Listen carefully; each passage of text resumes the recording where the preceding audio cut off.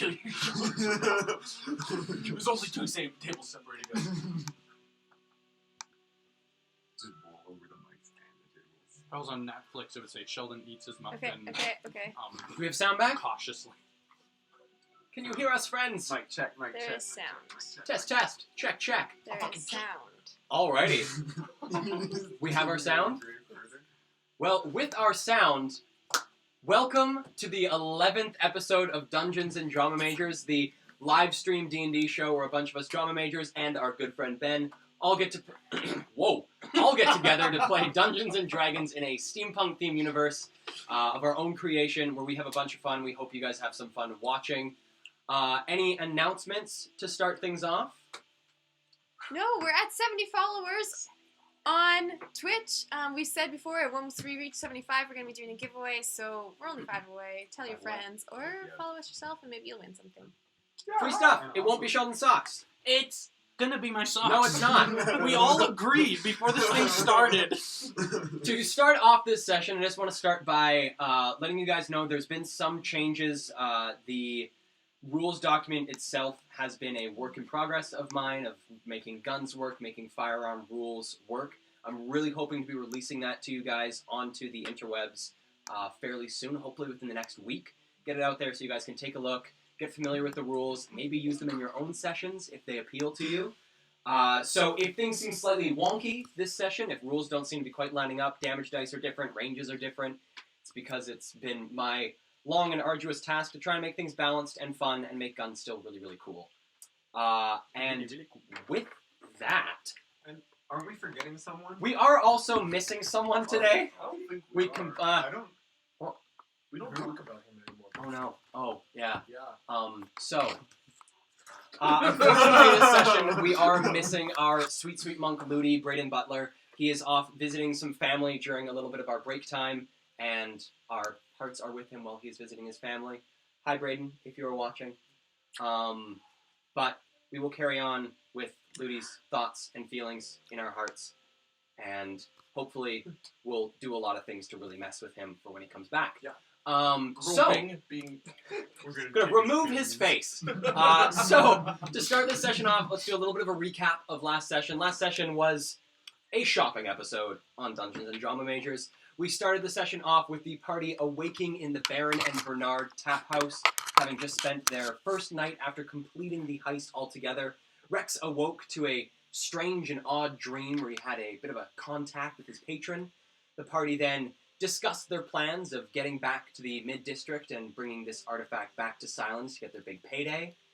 After dropping off the bottle of Meoder Skull to Mr. Finch, Rex revealing himself to be an aberrant to Mr. Finch himself, the party continued on after hearing from Mr. Finch that he had placed quite a bit of trust in the party, and that should they ever need something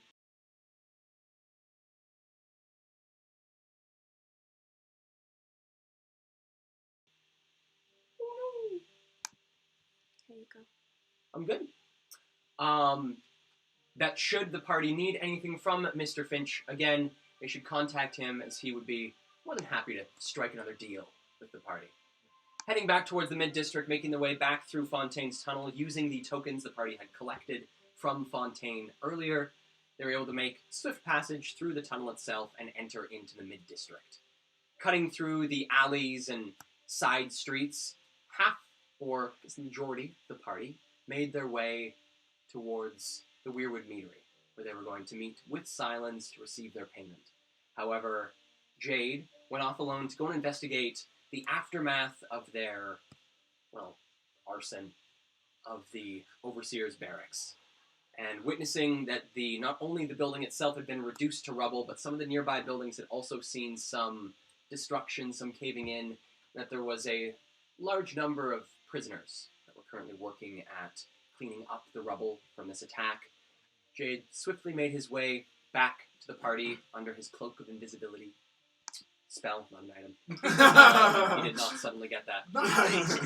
Always invisible. The party met back up with Silence in the Weirwood Meadery itself, receiving their 325 gilded doves, gold pieces, and being told to If they should need to contact him once again, he gave them a token of his and told them to give the token along with their message to Doreen, the barmaid of the Weirwood Meadery, should they need to contact Silence again.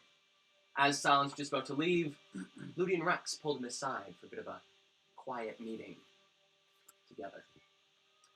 After this meeting, the party headed out to go and spend their money in various ways. First heading out to meet Rex's compatriot, Alan, the cross-eyed, dirty, greasy, said Ludi? Greasy, smelly, slimy dwarf. All those things. Who, all of you.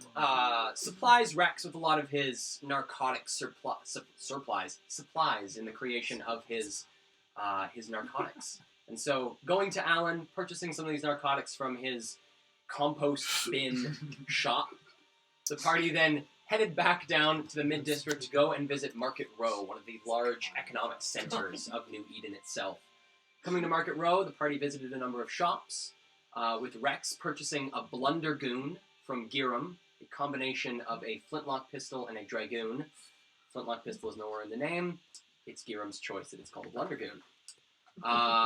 With that, the party then also went to the Cornucopia, purchasing a new backpack for Ludi, and finding at very last some cinnamon hearts for Isla. Mm-hmm. With that, we pick up with the party just after having visited the Nessian Trailblazer, a weapon, armor, and gun shop where they ran into Mikhail, the owner of the shop, who told the party that there was some money and glory and excitement in the hunting grounds of Liramar, going around the continent or the province of Riss, as well as going up into the Nessian wilds to the north. With that, we pick up with the party making their way slowly towards the protected pedigree where Ludi had shown some interest, which is now slightly waning on going there, as I do not want to railroad Ludi into having to purchase something he might not want to purchase. So, unless the party would like to purchase anything from the protected pedigree or go visit the store itself, I'm holding Ludi's hand. We'll go up to the glass on the front of the protected pedigree. all right, coming up to the glass on the front of the protected pedigree, it is a very lavish-looking shop. Up front, there is the large door gilded in bits of gold. Written in cursive, also gold highlighted, is the protected pedigree. In the two jutting out windows at the front of this place, there are 3 different mannequins on either side, each wearing different suits of what look to be a mixture of armor and also just common clothes, things like dresses, things like suits. I put my hand on the glass and looking around for armor and maybe a shield. Give me a perception check. Cocked. That's a 10. 10, all right. Looking into the building itself, you do not see anything in terms of shields, and most of the apparel in here appears to be clothing. Doesn't look so much armor-like. Ludi, there is nothing here for me. I don't suppose you want to change your wonderful outfit. He shrugs. Exactly my thinking. And I pull his hand and I move back to the party. All right. What would you guys like to do? No, Ludi was not interested in changing his clothes, but we could make our way to the Black Emporium. Potentially there is something there that shall pique our interests. I say that quietly. Okay, good to know. Yeah, I think we should go. I agree. There's someone there who I have business meeting. Okay, Just letting you know. let's go then. I'll lead the way. All right. I think we'll go down back alleys. Down back alleys? Yep. All right, and head towards the Black Emporium itself. All right. So making your way through alleys, I believe at this point in the day, it is now just after 1 p.m. Day slowly beginning to pass, sun now arcing just past the midpoint of day. As make your way through the alleys and side streets of New Eden, it's a bit of a long trek making your way this particular way towards the entrance to the Black Emporium that is hidden within the underground club known as the Rail. And making your way through some of these alleys, you notice small groupings of people as you're passing through these alleys. They don't seem to be threatening of any sort. There seems to be an odd amount of presence in the side streets themselves. Lots of people either hiding themselves, having conversations away from prying eyes, people simply being within the side streets of the mid-district. That's unusual.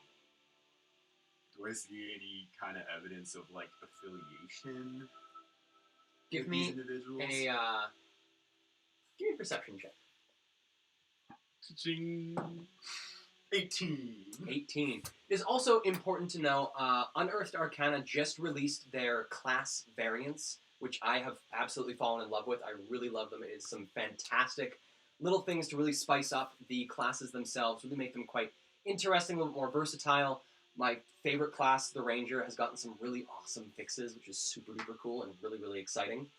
So, hence the reason that Abby has such an insane perception score is part of one of these changes in the Unearthed Arcana class variants.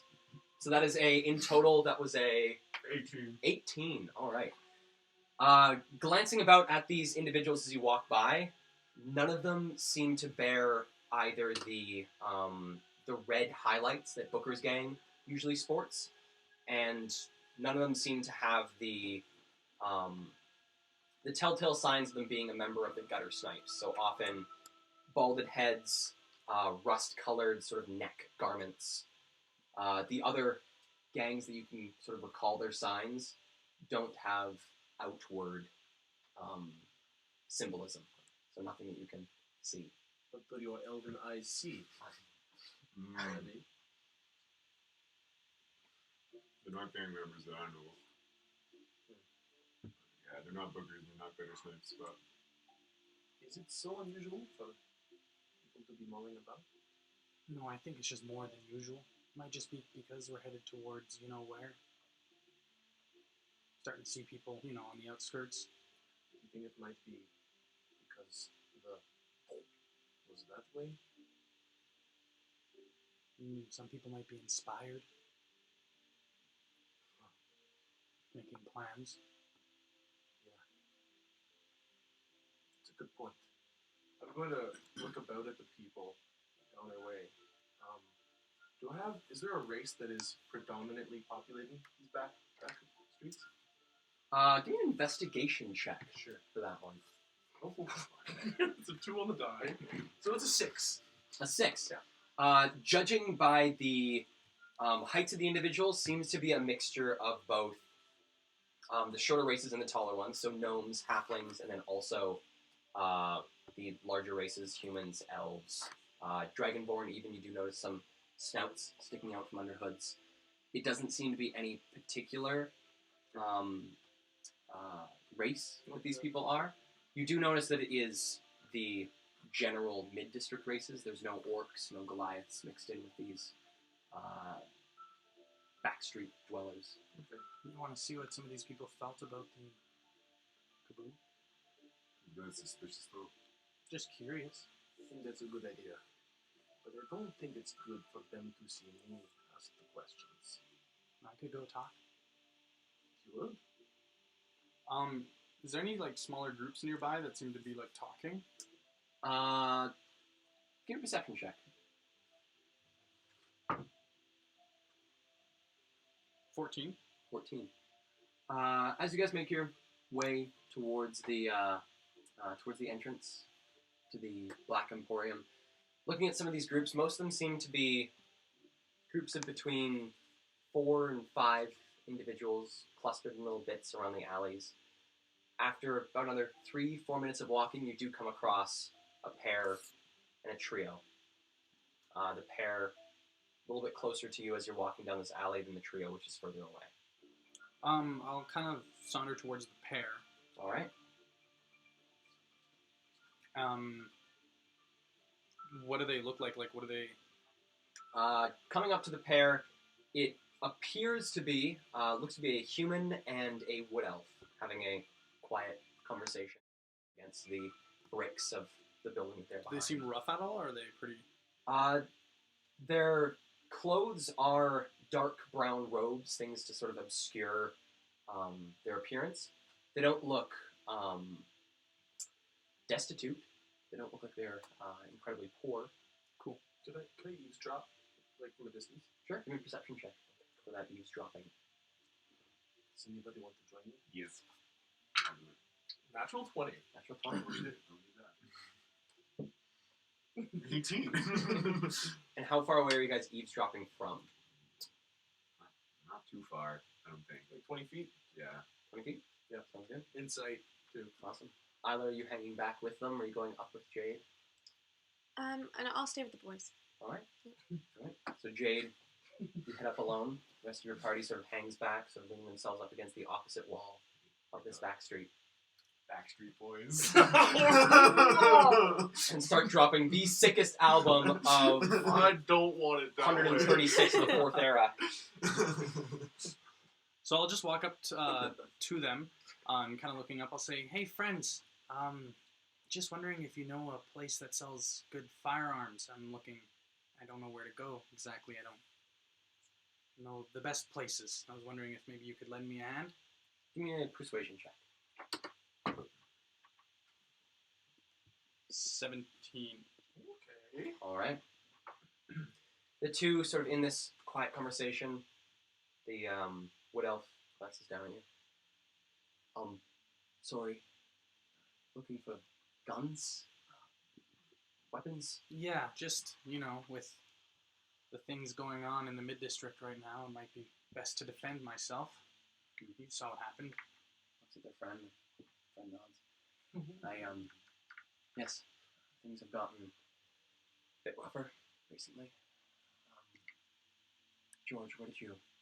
And sort of nods towards the human's hip, and looking at the hip, although their body is covered by a brown cloak, you can see a very telltale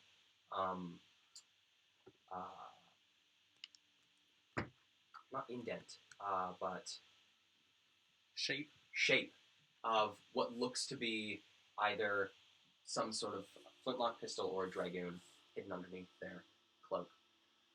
And he looks up.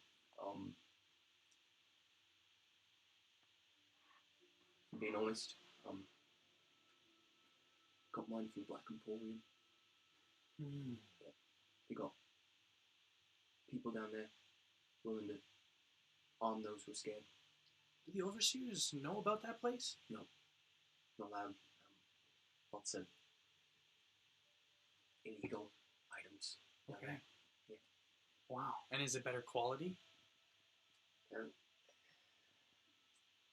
Depends on how much you want to spend. Puts hand on their hip. Cost me maybe not quite as much as I'd like. 30 gold.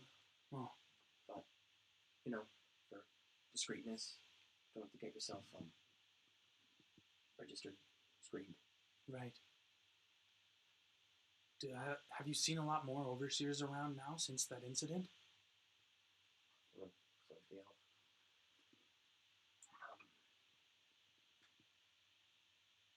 They glance around at the other groups of people, glancing over at the party. Are they doing that in sync?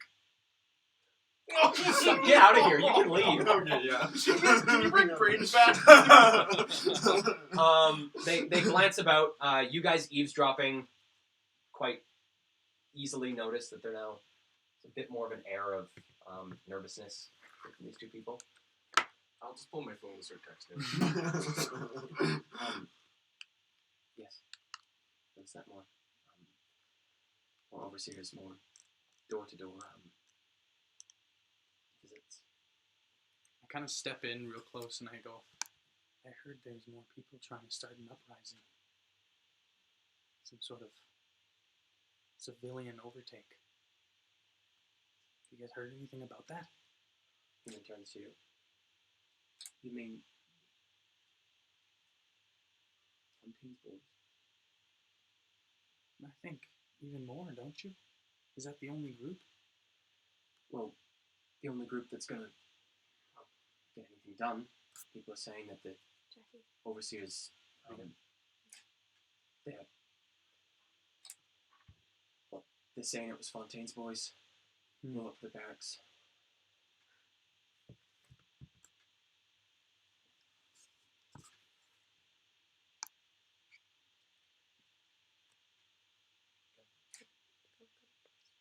We can't see. Oh, alright. So, you guys watch Jade having this conversation. As Jade is talking, I'm looking at this wood elf that he's talking to, and I kind of put my snow close to Abby and I say, you wood elves, just noticing that one over there. You're a brutal folk. I noticed how you are in combat. You're unrelenting. No, I think that's just me. That's a me thing, not a them thing. There was one before. Did I ever tell you that for some time I was a beggar? No. Well, I got fired from my job. A high elf cook, well, the chef, the head chef of the restaurant I worked at. And my parents were gone, so I took to the streets. And one day, I woke up to the sound of the little jug that I filled with coins from people who were so generous. Okay, yeah. Was taken from me. And I saw the figure of someone running away, so I chased him, of course. Yeah. But I was sleep deprived, I couldn't keep up, and I eventually felt my exhaustion, and then I woke up to the boot of a less than pleasant shopkeeper. A wood elf. Listen, I have no gripes with your people, I'm just noticing something. Anyway, I saw that he was actually the one who stole my pottery jar, and I clawed his fucking face off. Sure, he deserved it. We just did crime together. I feel like I feel like you can say that. It's pretty good. Yeah. Not gonna judge you for it. But I'm seeing this wood elf. He looks mild. Like, look how smooth his face looks. He's got a smooth face, and I start touching my face. And as I touch my face, I'm going to use my new Eldritch Invocation to disguise myself as that wood elf. Except I want to remove all hair, so I'm bald, and I want a really pointy nose and ears. We're going off the air in 3. And we're back. Hello everybody and welcome back to Dungeons and Drama Majors. We're super sorry about the delay there. Had some really wonky technical difficulties that we've never had before. Some brand new problems randomly come up. Our amazing tech person, Emily, was able to figure them all out. So thank goodness for her, or else we would be gone for the night. With that, without further ado, we're going to pick back up where we left off when things started to go wonky, which we believe is when Jade was talking to our friends, the two randos. So where were we? Talking to these two people, the human has just expressed some points of view about Fontaine's boys, about the overseers believing that Fontaine's boys are behind this terrorist attack. Is there a lot of folks that are supporting these kinds of things around right now? Some, yeah. More than there used to be. All the more reason to defend myself, I suppose. Whichever way it goes. Yeah, indeed. Thanks for the hint. I'm gonna make my way to the Black Emporium. Be safe. Will do. And then I'm gonna leave kind of ahead of the group, just knowing that they probably were trying to be incognito, and I'll walk down the way towards Black Emporium, just ahead of the group until eventually they can catch up and we can regroup without those two seeing. Cool. So you guys see Jade finish up his conversation with these two and begin walking down the back street. Now disguised. As this Wood elf. Bald, pointy-featured wood elf. Yeah. Bald, pointy-featured wood elf. I also have like a dragon claw scratch over the eye, Cool. in like the exact clothing that dude was wearing. As my group regroups, and I look up and see this man. Hello, sir.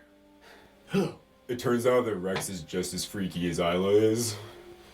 I wouldn't say Oh, just man. as freaky. That's Rex. Yeah, it's Rex. It is me. You would not guess otherwise, would you not? No, I had no idea. But just go along with this voice. I swear it's me. Okay. It's just so that if I could spot it in the streets, no one will know. Is that blue steel? It's hard to maintain. Just until Yeah, no. until we get to the Black Do Emporium. what you need to do. This is safer, I suppose. Safer indeed. Okay. What'd you learn? I just heard that there is an interest. People are interested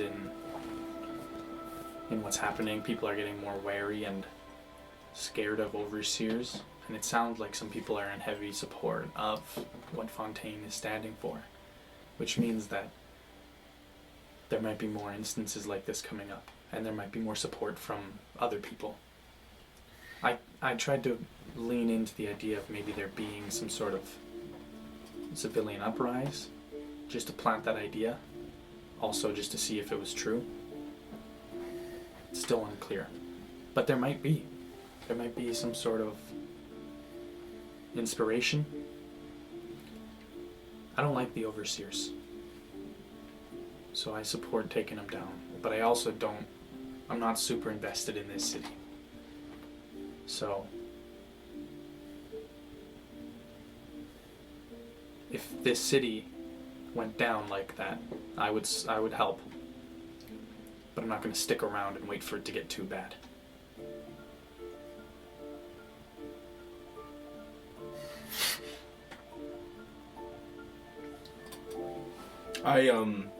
Dropping my voice, say, I wonder if there are people like you and I, Jade, who are in hiding, who wouldn't need to hide if they knew that there were people who thought like us. I know there is others. Wherever they are. Let's go to the Black Emporium. Alright, so you guys continue on to the Black Emporium. Yes. Alright. So, coming up to the Black Emporium itself, you guys enter again this small iron unmarked door between two townhouses, marked with, at the center of the door, a small picture of two railroads crossing. Nice. And coming through, make your way down the staircase, pass by the Goliath bodyguard who guards the door, and he nods you through. And coming in, you guys find yourselves in the rail once more. Seems to be pretty quiet.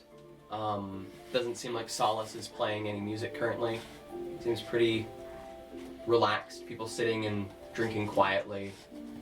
Doesn't seem as busy as it had been when you first arrived during nighttime. You guys make your way to the... Alright. So then heading down the stairs, down to where the dance floor is, passing by the bar, heading back through the next unmarked iron door. You guys come to the spot where you had given in your token to allow yourself entrance into the Black Emporium. And Rex, showing the token once more, the door opens up.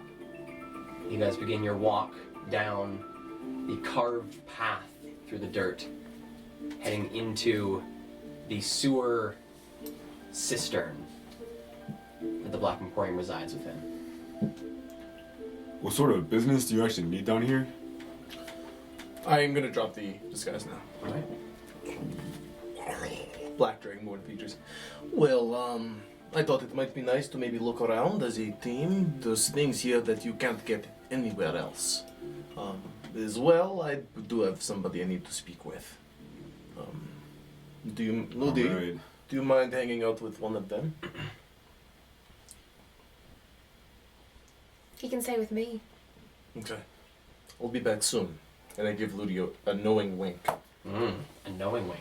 Yeah. It's a spell. I Alright. also think I might pick up a pistol or something. All right. I don't know yet, though. Okay. Yeah. You guys feel like you need guns to fight? Like, I ain't judging. Too hard. Ooh. Big Arms Abbey. Yeah. I want This is something the only magical. gun show I need. I could take you to that shop that I heard about. Down here? Mm-hmm. Okay. I'll take her to the magical tattoo shop. All right. So entering into the Black Emporium itself, you see there's a bit more presence here than there had been before. You also notice that there are ringing this circular chamber. There are 4 individuals standing in this sort of sleek black armor, just watching the goings-on in the Black Emporium itself. The place is probably populated by between about 15 and 20 people as they mull about to the various stalls set up. And going around to the right-hand side, sort of curving up towards the opposite side of the cistern itself, you guys come up to what looks to be a small parlor that has been built into the side of the wall. What looks to be a tarp that has been hung as a roof over top of it, and a small sign that has been carved quite intricately. It looks like a lot of time and love was put into this sign that reads Zoram's Tattoos. And you see what looks to be a sort of jerry-rigged chair, reclining chair, and there is a dwarf sitting heavily tattooed across his arms, sitting there holding what looks to be a small whittling knife, working on a small piece of wood.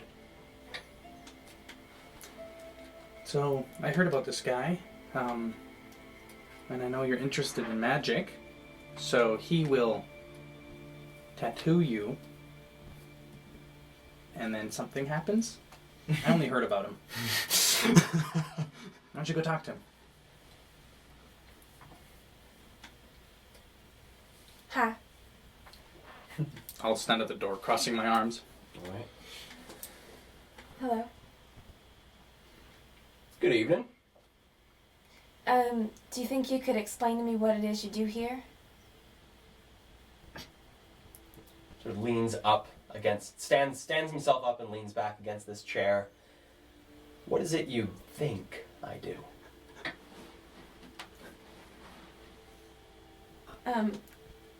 According to my friend, you draw on people, and after you do that, they get tricks. Well, in a way. And he, now seeing this man in a bit more light in him standing up, he's a rather burly dwarf, has some pretty well-groomed facial hair, looks like thinning hair atop of his head that is pulled back into a small ponytail at the base of his head, sort of a founding father's ponytail. He's wearing some pretty thick leather clothing and a large leather coat over top. He goes, well, let me show you what I do. And pulling off this leather coat, you see he has a white tank top on, revealing his left arm covered in these slightly glowing, shimmering tattoos that seem to almost move and change up his arm as his arm moves. His opposite arm ends halfway up the bicep, and in its place is a mechanically structured arm, fingers and all. That's so cool. Well, here at my parlor, I have learned how to, well, using, and with a small flourish of his hand, the metal twists and turns, bits pull into itself, and it becomes, looks to be a tattoo gun. His arm sort of morphs into. Made a compound using etheric dust and other binding agents. I can, well, enchant people. Now I step forward. What kinds of enchantments? Well, that really depends what you're looking for. I have all manner of, options for people. Well, let you know my prices are, swaps the hand back to a hand, quite steep, simply for the price of the Aetheris, and the binding agents I require are quite expensive, especially seeing as how recent shipments have had bits of delays. However, do have some, my most common tattoos, and holding out his left arm, twists it a bit so you can see just along the left-hand side of his left bicep. So it looks to be a dolphin that, as you look at it, sort of moves up and down, and as he flexes his arm a bit, the dolphin sort of turns itself to face you. Well, this little one, you watch the dolphin sort of makes its way down and up his arm. Well, if you're not very good at swimming, I can help you with that. Flipping up to the forearm, this sucker, and you see a small, what looks to be a tattooed frog, just begins to hop down his forearm. Well, it can aid you if you need to leap long distances. And, well, one of my favorites, and showing you sort of his rib cage, you see a very intricately tattooed design of what looks to be a artistic rendition of a human brain. It's sort of, as you're watching it, the more you look at it, it almost looks like it pulsates slightly. Well, this one is something that, it's one of my first tattoos I mastered. Something that makes it harder for people to read your intentions. Also is quite helpful should you, well, die. This tattoo can store your soul for a time. How much does that one cost? 300 doves.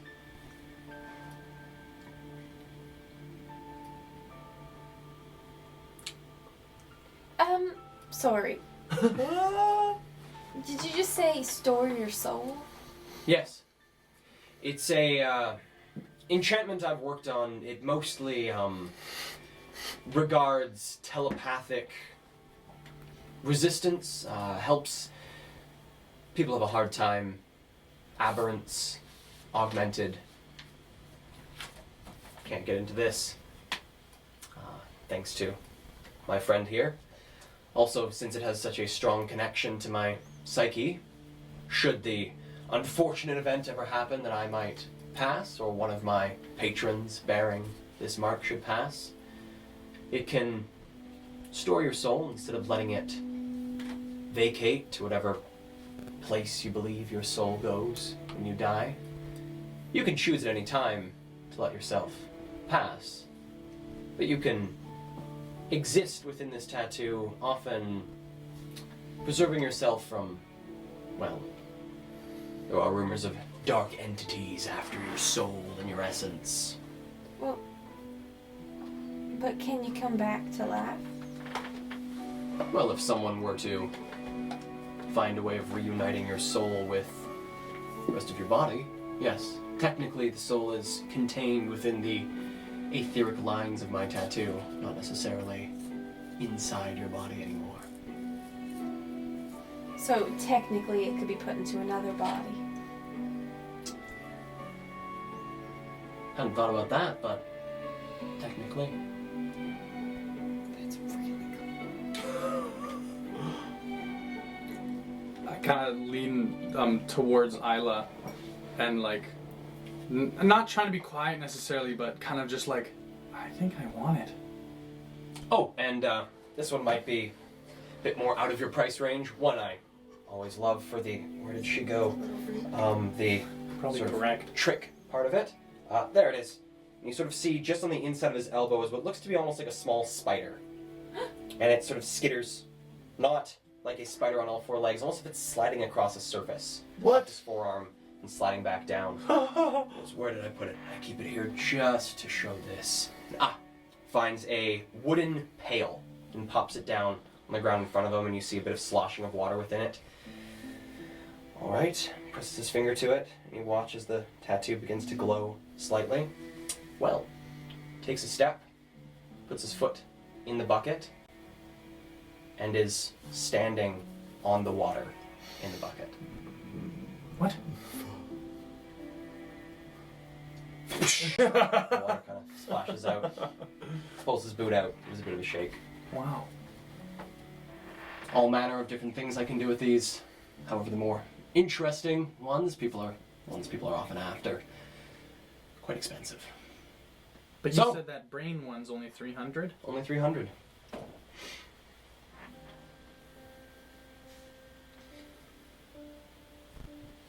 I don't have to activate it. Like, you press that one, this one will just happen if I was to... Yes. Regardless of, well, one of my, I guess, sort of downsides to these is you can only have a certain number active at a time. Your body wouldn't be able to withstand the intense exertion Aetheris can put on your body, especially in the form it is. But you can activate about 3 at a time. You can turn them on and off as you please. And could I put it somewhere where it's not going to be seen all the time? Of course. Any thought in particular? I don't know, just like... I don't know. I don't have a tattoo. And I don't know. I'm not a huge fan of them. I just like the idea of what these ones can do to you. Well, I'll tell you something. I'm looking at his arm and like the exposed portion of his chest underneath this tank top. Quite addicting. I can see that. Helps when you don't have to pay for them, probably. Helps when you experiment on yourself, yes. Some that haven't quite. And sort of lifting up his arm and turning his shoulder to you, you see what looks like a really fucked up fish that just sort of like squidges itself across his back. And fortunately, they don't quite come off. So sometimes the mistakes stay. Did you get effects from him? Like, can you only half swim? Well, only if I choose to keep it active, which, with all my other choices, don't need to. So, are you gonna do it? Do it. Can I change what it looks like? Does it have to be the brain? Does have to be something in order to seal the enchantment. Has to be something that does reflect your mind. It can be whatever abstraction you desire.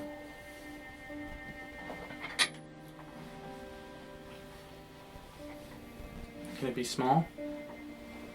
Say it has to be, at least for this tattoo. Probably smallest I could do is about yay big. That's pretty small. Maybe for you.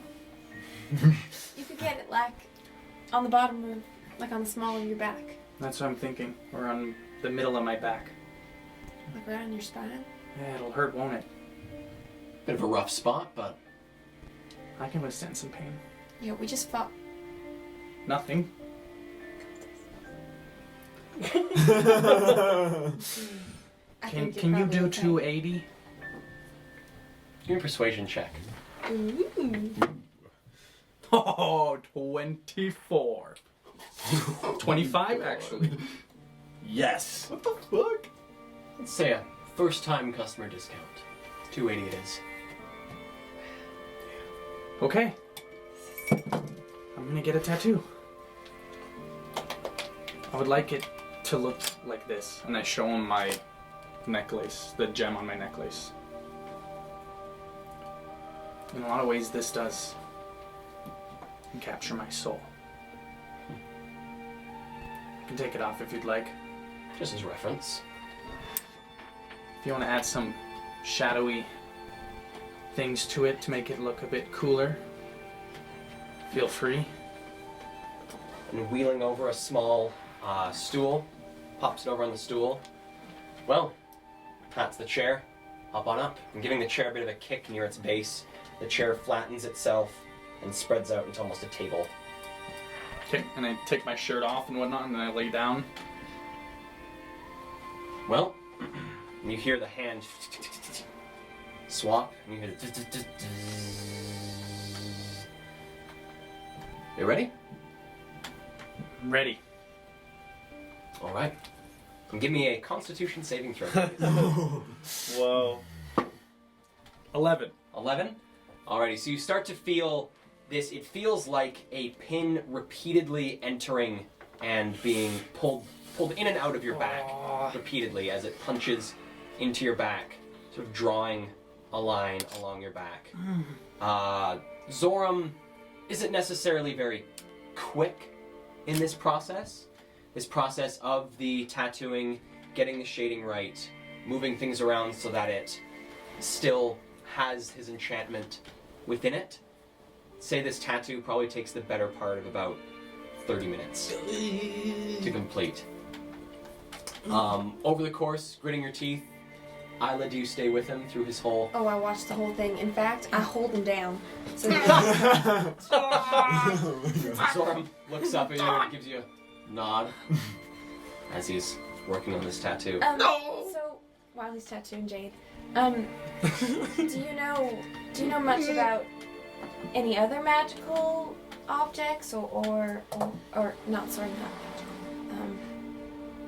magical. You know, anything else special around here? Well, wouldn't be a bad idea to check out the contraband vendor. Often has various items of interest passing through.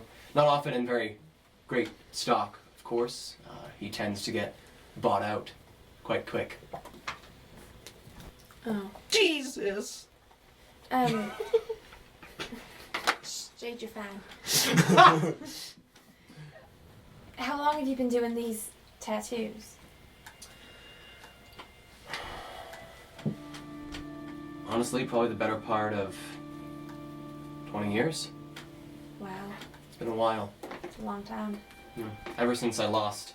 And then, sort of while he's working on this tattoo, there's a bit of a gesture to his arm.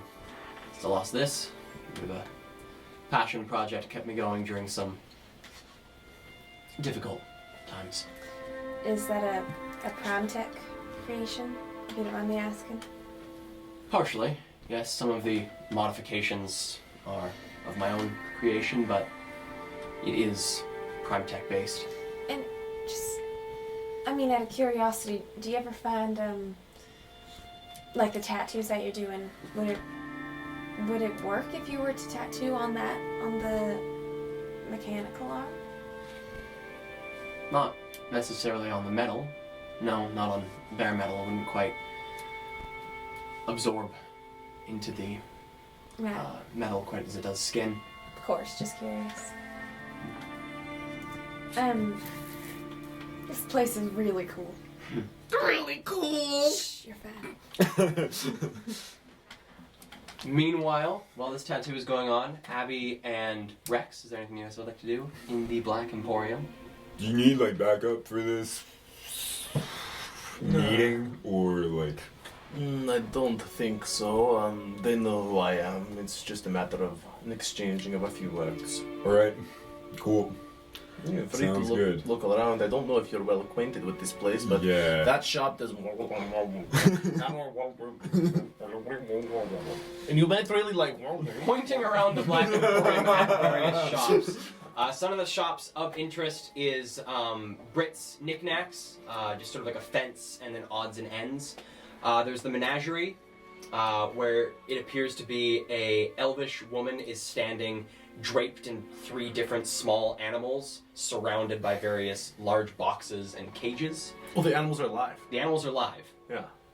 There's then also Zoram's Parlor, where where Isla and Jade headed off to. And another place of interest is the Undertable, which is a contraband seller.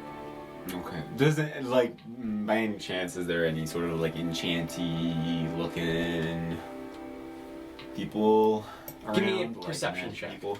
Key. Key 19. All right. Looking about, the 2 places where you see things that might be magical of sorts looks to be Zoram's Parlor is one of them. And then also watching over at the under table, you see someone coming out with what looks to be a small orb that is just slightly glowing. Looks to be magical. Someone coming out of there. Where? Of the under table, so the contraband store. I might go check that out, actually. Looks shot. fun, looks funky. I'm actually heading over just to Brit's place. Oh, right. The odds and ends. Sounds good. Looks like we'll be close by, so you can shout if you start to die. I won't be dying. It's just okay, I understand. I'm just saying. I'm just concerned for your health. Oh, nobody's ever said that to me. Not even Ludi? No, Ludi is concerned for my mental well-being. Okay. Yes. No, Ludi is concerned for my health. Is Louis with us or with you guys? I think standing outside the tattoo Yeah, I shop. think he's standing outside the tattoo As, shop watching. as we have this conversation, we're both looking at Ludi. Kind of like how we're looking at the wood elf. No, now that you say that, Ludi has said that before. Yeah. Just has never come from someone standing so tall above me. I guess my father. Yeah, did your parents nor my- not go like... My father wasn't one to express his feelings. My grandfather wasn't one really either. My mother took good care. I guess I was in good hands. Never needed to be worried about until drugs.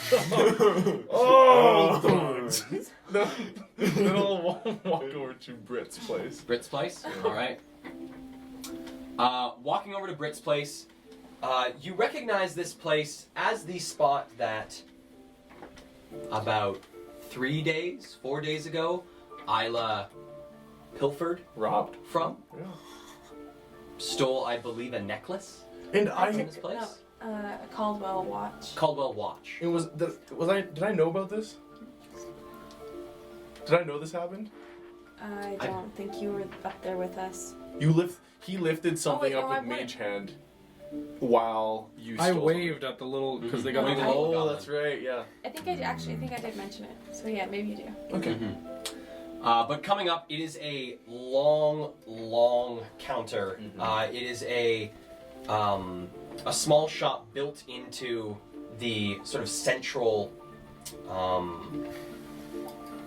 circle of the cistern itself. There's sort of this lip where it looks down into like the deeper portion of the cistern where sewage and stuff would be held. By the smell of the Black Emporium, this is a place that has not seen use in quite some time and is mostly vacant down there. But this is built up against the sort of edge of this, and it's a long, curving counter with 6 different goblins lined up around it. And as you walk by, all of them sort of look up at you, I look watching you. with a metered step from my cane. I kind of strut past all of them, expecting that they may know me. And then I come to Brit. All right. So Brit is at the very center of the counter itself, sort of manning a large number of boxes behind her that are leaned up against this sort of retaining wall. I clear my throat. Brit? Yes. Hello. Who's wondering? This me. Ah, yes. Rex. What can I do for yourself, Rex? Well, I'm first off wondering, maybe you ever heard that there are some people among the Black Emporium who are interested in a new, fresh batch of lax? Well, do have some buyers asking. It's been a while since you've dropped something off, Rex. You know, it's Been a been while. I've been busy. Bigger things. Mm. But if you would, I will come by with a new batch. Do you have a number that would please your buyers? Well, currently the buyers have been expecting the usual sale value, 25 gold apiece. And how many buyers do you have? And if you would, provide me with their names so I can talk to them personally. Unfortunately, that is not something I can do, Rex. Keep my buyers a secret. Their own hearts. I understand. Well, that is fine. I will bring some by if I have some left over from all the other buyers who I know personally, but you may see me again. All right. But if you would, on personal matters, no longer Over something personal. And she leans across the counter. What can I help you with? a little silent bird told me that you might know a way to contact somebody who is unreachable by ordinary means. Unreachable how? Where they live is watertight. Who... Are we talking high district or are we talking undertow? We're talking high district. And we're talking... Lily Llewellyn. Sits back, her little goblin ears sort of perking up a bit. You notice two of the goblins beside her sort of glance up, seeing her this sort of stirred. Lily Llewellyn. Oui. And, well, I guess it's not my place to ask. Unless it means getting the job done. You wish to contact this woman? I would prefer information, but I don't know if that is within your realm of possibility. But I did hear that you could potentially get somebody to contact whoever need be. Well, Rex, asking a big favor of a small lady. I understand that it's a big thing and that the repercussions are immense. No one has gotten in or out of that house. Actually, That's a lie. someone did. But none of my people have gotten in or out of that house. Would it Of require late. would it require someone getting in? Well, contacting Lily, you would know that, well, her lover keeps her well watched. The Cardinal doesn't like people contacting his wife without his consent. So it would require some sort of infiltration. Yes. And you know, Rex, I trust you. You're a good supplier of a drug that I can make money off of. But I'm gonna need to trust you more. I'm gonna put some of my... I'm looking around at the little ring of goblins that now all of them, there's two that are sort of watching, making sure no one's stealing anything, but the other 4 and now 3 more have come out from behind the piles. So 7 little goblins, all probably between the heights of like 3 and 4 feet, all just looking up at you. Noticing that, in her saying that, I'm going to, with my cane, lower myself to one knee to get on eye level with Brett. Putting my family at risk. Gonna need a few favors first. Well, if there's anything I know better than anyone, is that family matters. What are these deeds that need to be done? Well, for starters, one of my, associates has been,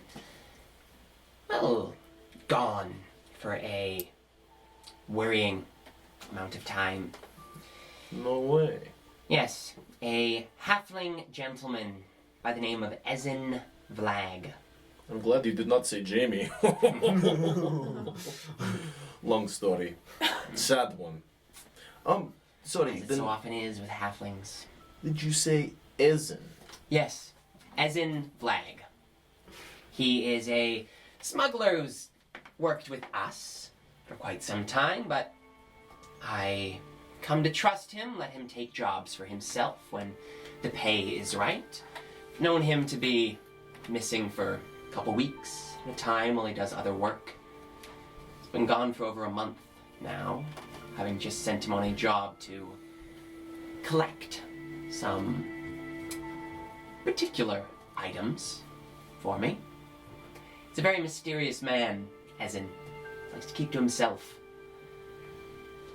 And, well, my poor, loving heart doesn't want anything bad to have befallen one of my better employees. And of course, these items. Well, of course. But what might they have been?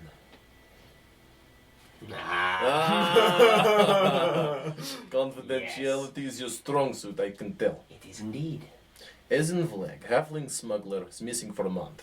Yes. Is he associated with any criminal organizations? He's done small jobs for the vast majority of the organizations about New Eden. Been knowing to do a few things for the council and the High District when they need special items brought into the city. Sounds like a wild card. He is, and I worry he has gotten himself into trouble. The last place he was seen is the Crossroads. What is that? It is a small, well, people like you, well, would sometimes find your way there. Small inn underneath a townhouse in the northern mid-district. Crossroads. Yes. Houses a lot of, well, ne'er-do-wells, people looking for work. Notice boards filled with all manner of interesting jobs. I believe Ezen was there fulfilling a contract, one of his other employers. We lost contact with him. That would be where I'd start. Once Ezen's fate, or Ezen himself, is brought back here, maybe we can talk more about this particular message. Well, I can guarantee you I'll come back with information. Whether I come back with him or not is not guaranteed. But I can understand that your payment is also not guaranteed. I would, as he is someone very important to myself, and family is oh so important. For his safe return, willing to offer you 1,000 gold. Done. He will come back alive.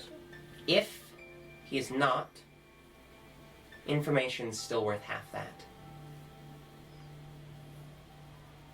Well, I will do my best. Wonderful. Thank you very much, Brett. I stand up. Rex, I thought you pulled me by my tie, because I'm sure I don't have one. I quickly lean in. all the 7 goblins that are listening, they all like pile in, making this like small little wall of goblin faces behind her. There's been new crew moving into New Eden. New drugs. Things I haven't seen before. They're calling themselves the opiate. Be wary. I fear they might be involved. I nod and say nothing, and I stand up, sort of like twist my hands on my cane a bit. And enjoy the rest of your day, sir. Thank you, Britt. I'll Pleasure doing business. enjoy my day. And I'll walk back to the tattoo parlor where Ludi is standing. All right. Abby, heading over towards the undertable.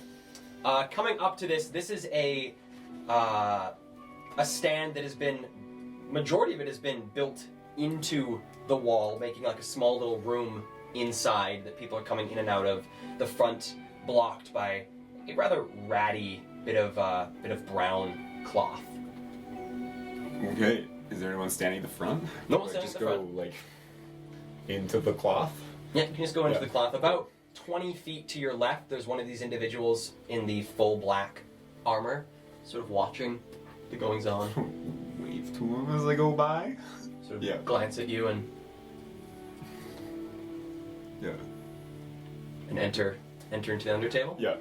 So coming into the undertable looks to be there's 3 separate counters in this place. Each one built into a small alcove in this room that has been, looks like, judging by the ceiling, has been dug into the surrounding earth around this portion of the cistern. Above each of these counters is a very crudely drawn and written sign. The first one is drugs with a Z. There are 3 small Is circles. the R backwards? The R is not backwards. Okay. They are able to get the R the right way. But with 3 crudely drawn circles with a small line cut into them, tried to make them look like small little tablets. The one in the center is items with another Z of OV interest. And interest is missing a number of vowels. It's mostly consonants. Interest. Interest. And then on the right-hand side, there is weapons with an S. Is This there one has an S. is there an A in it? No. Weapons. Weapons. We got some weapons. Weapons. And looking about the store, there are 3 individual, at each of these counters, there's 3 different people manning them. All 3 appear half-orcish in nature.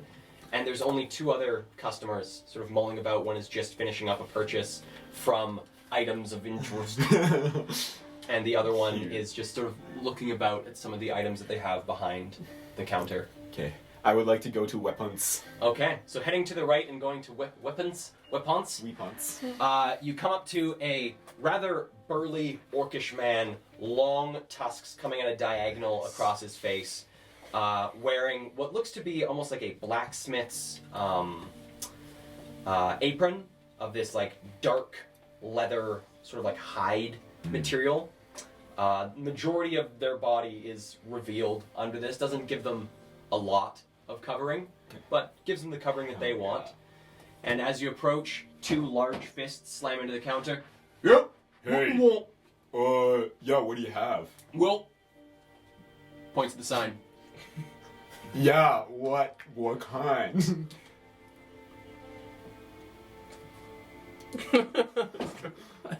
Yeah. Alright, do you have an axe back there? Yep. What kind of axe? Don't fucking do it. Axes. Show me the axe. Actually, show me what you got. Can I just see it? Like with my eyes? Axes. Just all of them. What you got? Show me what you got. Whoop. And he turns around and going up to this large wall filled with what looks to be a large collage of just mismatched weapons. Flintlock pistols mixed in with great swords, whips over top of blunderbusses. Nothing seems to be ordered in any particular way. It is just a conglomerate of weapons in all manner of states. This half-orcish man pulls down about 3 or 4 different items, pops them into his arm, and comes to the counter, popping down a large great axe on the table, a pair of hand axes, and then a dagger, and stabs it onto the counter. Whoa. Alright. Axes. Thanks. And goes back and grabs a small, looks to be a war axe, and just shkunk into the counter. Looking at the counter, it is riddled with holes. Fantastic. Thanks for giving me access to these axes. What? I don't know, man. Okay, so do any of the axes look like they're like particularly good quality? Or? The great axe looks like it's in a bit of rough shape. Quite a bit of rust, not necessarily around the blade, but around some of the connective bits to the axe itself. So it doesn't look like necessarily the sharpness of it is damaged at all, but the weapon doesn't look like it's in great shape. The 2 hand axes look like they're in pristine condition. Looks like they were taken from a place that takes quite good care of their weapons. The dagger is also quite nice, has a sort of curving blade to it, like that of a kris. And then the war axe, from the sort of angle you can see it at, is this double-bladed, bearded axe. So it has sort of the, not quite serrated, but the wavy edge on either end. Okay. And like all of them look like mundane, like... All of them look mundane. The war axe looks like it's particularly well-crafted. Okay. I'd like to like reach over and pick up the war axe. All right, give me a athletics check. Yes. 16. All right, so reaching over, there is a sharp tug you need to make to dislodge this thing from the counter, and the orc. Yeah. Holding this war axe, it feels very well weighted. Bro. And where's my little page here? Just want to make sure I have the right thing. Yeah. It looks like it's really quite good quality. And judging by the way that these, the bearded serrades, serrated edges are built, looks like it's mainly been fixed to cause some pretty heavy bleeding when it hits. And give me an investigation check as well. What torture device are you giving me right now? 9. Looking at the blade itself as you spin it around your hands, you notice right where the two blades converge, there's a small circular stamp pressed into the blades themselves with an NT. Do I know what that would stand for? You would actually, because you were just inside that store maybe 2 hours ago. It's Nessian Trailblazer. It's a hunting axe! Damn. Damn. That's a gnome nearby. It's a hunting axe! Wow. Damn, this is fine make. This is a good... Yeah. This is a gnarly piece of equipment you got here.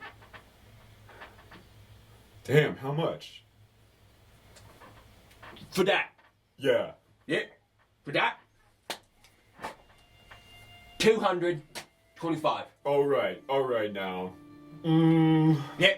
Okay. Yeah. So, you know, that sounds real convincing. You got my interest.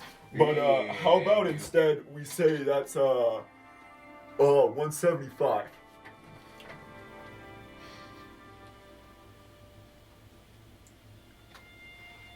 Give me a persuasion check. Okay. 11. You hear this loud thump as an elbow hits the counter. No Give me an way. athletics check. Okay. Oh, I'd like to rage while I Okay. Oh my Wait, god. do we hear anything from your rage? I don't think so. I It's think an inner thing? Abby's rage is more just like he looks so amped and he's just like flexing. He's arm wrestling the half-orc for a better deal. Yes! 24. All right, so there is a serious struggle against this half-orc. Even with your rage, you can feel this half-orc is not letting this be an easy fight. And as the arm goes down, he pushes back against your arm, bringing it back to the 45. And then there's a boom on your side. Oh my god. Yeah. 180. Yeah. All right. I like go to like shake his hand. He catches it, but like catches you up on the forearm. That gives you a tight squeeze to the forearm. Yeah. And I pull out 180 gold, put it on the table. Alrighty. Bop, bop. So the weapon, it is a where is it? I've never heard of that Where'd it before. go? It's a battle axe. So it is 1d8 slashing. It's also versatile, so 1d10. And this one is its bonus property is that its hits cause 1d4 bleeding damage per turn. When someone's hit by it, they have to make a DC 12 Constitution saving throw. If it fails, they take the bleed damage. The bleed damage stacks. What? Wait, so it's 1d4, 2d4. Oh no, 1d4, and then if I hit them again. If you hit them again and they don't make the save, if they make the save, it cancels out both bleeds. But if they don't make the save, it becomes 2d4 on their turn. And then it becomes 3d4. Oh, so it doesn't get rid of one dose. Doesn't get rid of one dose. If they succeed the save, it stops the entire bleed. What's the DC again? DC 12. Uh-huh. That's what I like to call deeps. Deeps? DPS. Oh. Lots of damage per 6 seconds. You gamers. Deeps. That's Alright. really. Wait, sorry. Battle axes. Excuse my Battle axes my are slurs. D8, D10. They're D8, D10 versatile. Damn. Oh, Alright, now since you've been so nice to me today, Yeah. do you know where I could buy a shield? You guys sell shields? Shields. Yeah. Um, I mean, like, if I'm gonna be having this in hand, that leaves me exposed, like, over here, you know. like holds up his hands. Yeah, you've never seen a shield before?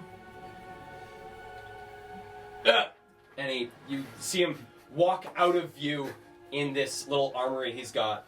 and you hear the clanging of what sounds like something's falling onto the floor, and he brings over what looks to be almost a bowl. This like large metal, quite wide-brimmed bowl, filled with what looks to be like daggers, small hand axes, bits of metal that have been collected to repair some of these items, and dumping it out back onto the floor inside. He pops it down on the counter, flips it back over, appears to be a metal shield that was being used as a bowl. Yeah, that's ingenious. Yeah, good storage right there. Real big thinkers over here. Smart. Bye. Yeah, does it look like it's in good condition still? Give me an inspection check, or investigation check. Inspection check. That's a big 4. Big 4. It looks like it's in good condition. Doesn't look like it's in bad. Okay. Doesn't look like it's in disrepair. All right. Thanks a lot. I think I'll hold on to that. All right. Yeah. 20. For sure. Yeah. All right. That got me thinking. So picking it up and holding it, it looks to be. No, it's not a bad shield. It's a looks to be steel shield with a bronze sort of circle at the center of where the shield is, where the bolt connects it to the handle on the back side. It's decently large. It's not necessarily like a small. It's not like a buckler size. It's like a pretty large shield size. Nice. Awesome. Great. Yeah, hold on to that. And but mechanically, it's still just like a. Still just a shield. Just a +2 shield. Great. Yeah. And then you turn around. Oh, actually, can I take a look just like at what items of interest is? Items of interest? Yeah. Of course. So heading over to items of interest, there's another orc. This is an orcish female, smaller tusks, that both of them seem to have these 2 gold rings that have been pierced through the tusk itself to make this sort of tusk jewelry.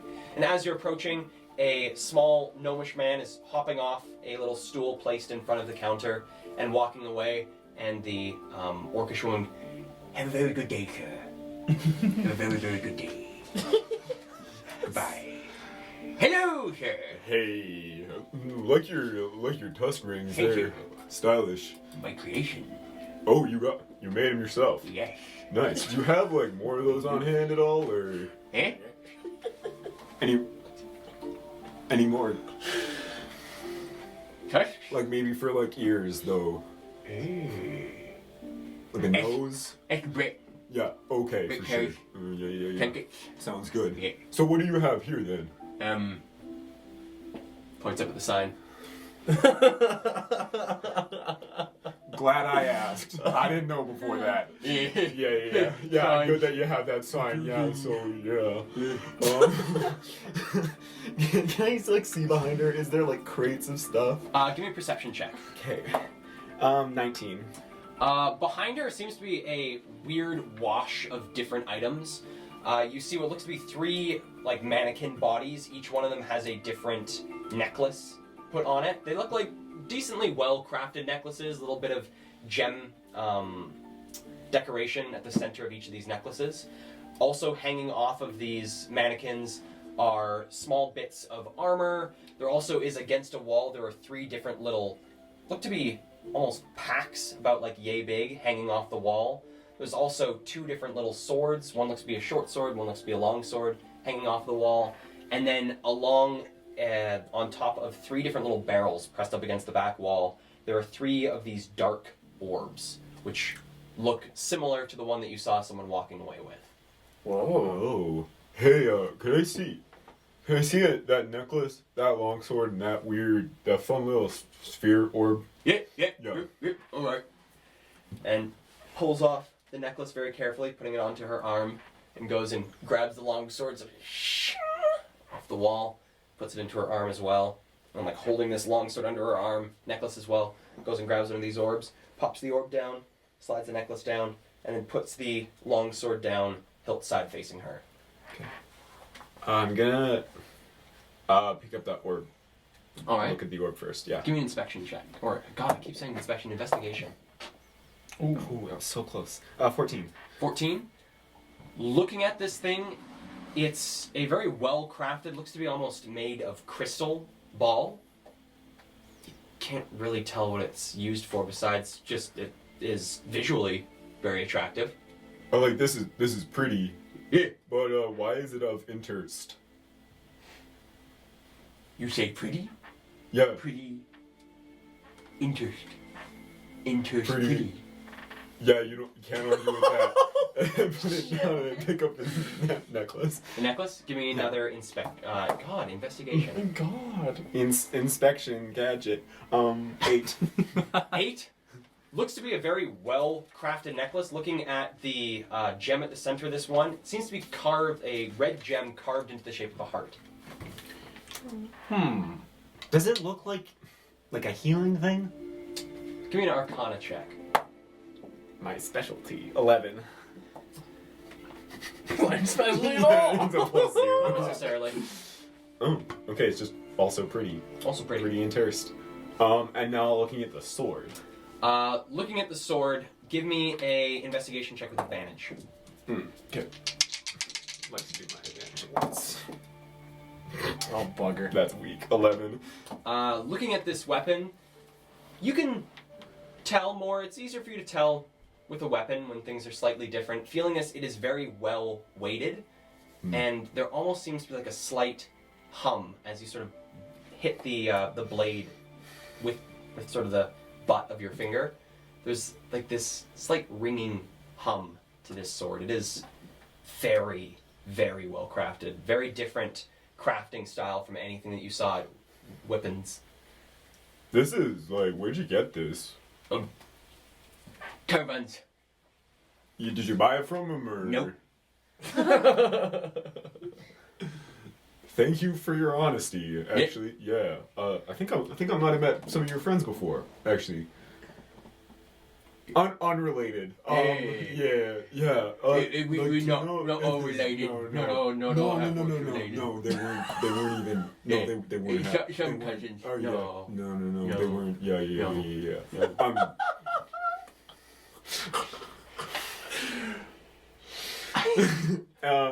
Yeah, but like, is this like magic or something? It's like, I don't know. Do you hear that? Shoot. Do you hear that? Takes it from you, holds it to your ear, and holding the blade, so gives it a ping again and pokes up towards the sign. Interest. Yeah, that's real interest. Yeah, thanks. You got some real stuff here. Yeah. No, I'm sorry. You know, I'm not one such for pretty things. Yeah. You know, yeah. You. Yeah. True. Yeah. Anyway, thank you for your kindness, and I might come. Yeah, and I'm gonna leave. A good day. Yeah, Right. you too. Good day. And I'll go join the others at the tattoo shop. I think I watched the arm wrestle happen. Did you come to? I think you came to the tattoo shop, which is on the other side Oh, it's pretty far away. Hey. of the Black Emporium. Okay, cool. I didn't hear it. Or I definitely didn't hear it. Didn't see it either. I'm sorry. That's All right. I guess we were also behind like a brown curtain. Wanted to be proud of the barbarian. You know. Well, you guys Like all this. reconvene back at the tattoo parlor. See your fan. Jade has, as you guys come up, Jade is just standing up, moving bit slow. Seems to have a bit of soreness. Oh. And Giram is just not Giram. Zoram is just collecting a payment How does it from look? Jade. Looking at it, it looks gorgeous. He's taken this small gem that hangs around Jade's neck, which he hands back to you, and sort of in these, it looks to be almost like small little runes that it's made to look like it's almost pointillism. Cool. This depiction of the crystal itself, but each of the points is a small rune that has been put into your back, which would sort of make sense why it took him so long to do this. But it looks quite good. There is a large amount of shading on sort of the top half of the crystal itself, giving the top a bit of a shadowy look, while the bottom almost glistens a bit. Cool. I give him 280 gold. Well, it was a pleasure doing business with you. That should be ready, I'd say, in about another 30 minutes. Just give it some time to set. Don't mess around with it too much. And then all you gotta really do is press a finger to it, think about the image, and you'll see its effects. Thank you. Mm. I look forward to it. Well, it was a pleasure doing business with both of you. You too. Really hope to see you again. I hope to come back. Hmm. Okay. Now you said to go to the under table, right? Under table's a good place for items of interest, yeah. Just between you and me, where does everybody seem to be getting their atheist from? Well, most of us, looks like the door. Most of us get our atheorists from a handful of suppliers in the wastes. A number of the waster clans make a good portion of their money from mining atheorists. It's a dangerous job. It is risky. Things don't always go as planned when you're messing with a magical rock. But it goes for quite a pretty penny, hey? It does, yes. I mean, the small amount that I use on yourself is quite expensive, and even with the binding agents I use, I still have to use quite a large amount of powdered aetheris. You so use like the dust. Hey? Yes. It's very cool what you do here. Yeah. Well, certainly hope more people begin to, well, sell it. Things are getting harder to purchase. Yeah. Well, is your name Zoram? Yes. It is. Reaching over the metallic arm, whoop, and back into a hand. Zorm Seamist. Is that a modification you made yourself? Well, I've, in my time alone, yes, the back into the tattoo gun. This is personal creation. Hand itself came with, and there's a bit more pulling in of the hand itself. It sort of swaps back to the hand, and the hand begins to pull almost into this, where the forearm would be in the metallic arm. Right. And then you see this flipping mechanism, and a long blade flips out to where the hand is. This is, usually it's common intent, have a weapon available for when you need to, and pivoting again, the hand comes back out. Kind of like having a Swiss Army knife in your... In a way, yeah, multi-tool. And you built that yourself, modified it yourself. Modified for the tattoo gun, yes. The other two were quite a big investment on the part of Prime Tech, but yes. Is the Swiss army some sort of ancient military force I haven't been told about? Yeah, I thought they were from like Switzerland or whatever. Oh. Yeah. I don't know where it came from. One of the guys that came to the shop used to have one, like a little flickety thing. Oh. Okay. Never mind. Thank you. Well, do enjoy the rest of your day there, too. Can I interest you in flipping back to the tattoo gun? One for yourself? Oh, I'm not sure I'm quite ready for it yet. Well, but we'll be back. you know where I am. Well, good evening, gentlemen, or whatever time of day it is. Can I interest either of you in a tattoo? Appears your friend has gotten one. I checked my pocket watch. Not my pocket watch. Your- A pocket watch. A pocket watch? Looking at the pocket watch, it is just after 3 p.m. Just after 3 p.m. You do you're Lunchtime. Zorin. This is correct? Yes. Oh, I don't, but well, I look over at Ludi to gauge his interest. Ludi seems a bit distant. Ludi We seems... just talked about what I heard. Yeah, from- it seems a bit pulled back into himself. I gauge that and say, no, we aren't interested, but I don't know about my friend. I mean, He can put a We'll little Feel frog like on rock a you. tattoo there. huh? Just Yeah. body type. He can give you a little frog or like a little dolphin. And he has this Yeah, little that's cute. spider. That's You can customize it. why. So that Like- you can stand up in a water bucket. Sorry, what? They're Oh. magical. The little spider what? lets you stand up in a water bucket. Damn, what does the frog do? Jumps. Jumps? Gives you a bit of a spring to your step. Like yes. a bit or like a lot? Like will I be able to jump like, I don't know, like you ever seen a flea jump? Sort of like looks at your legs, judging by the length of those. Yeah. Yeah. Sweet. Yeah, I'll do that. Yeah, frog? Frog. Nice. How much do you charge? Well, for a frog, 250. Okay. Cool. Go. Are you short? I'm not. Sorry. What?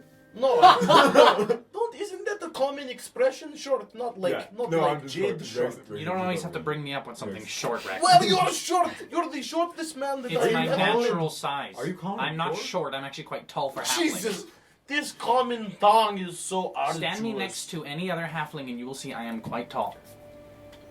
I believe And I it. just do this. Okay. Halflings of all sizes. I'm just kidding. I'm just saying, you know, Are we you going gotta. to the table, please? I'm gonna. I think I heard you talking about it, and I see you walking towards it, so I also leave.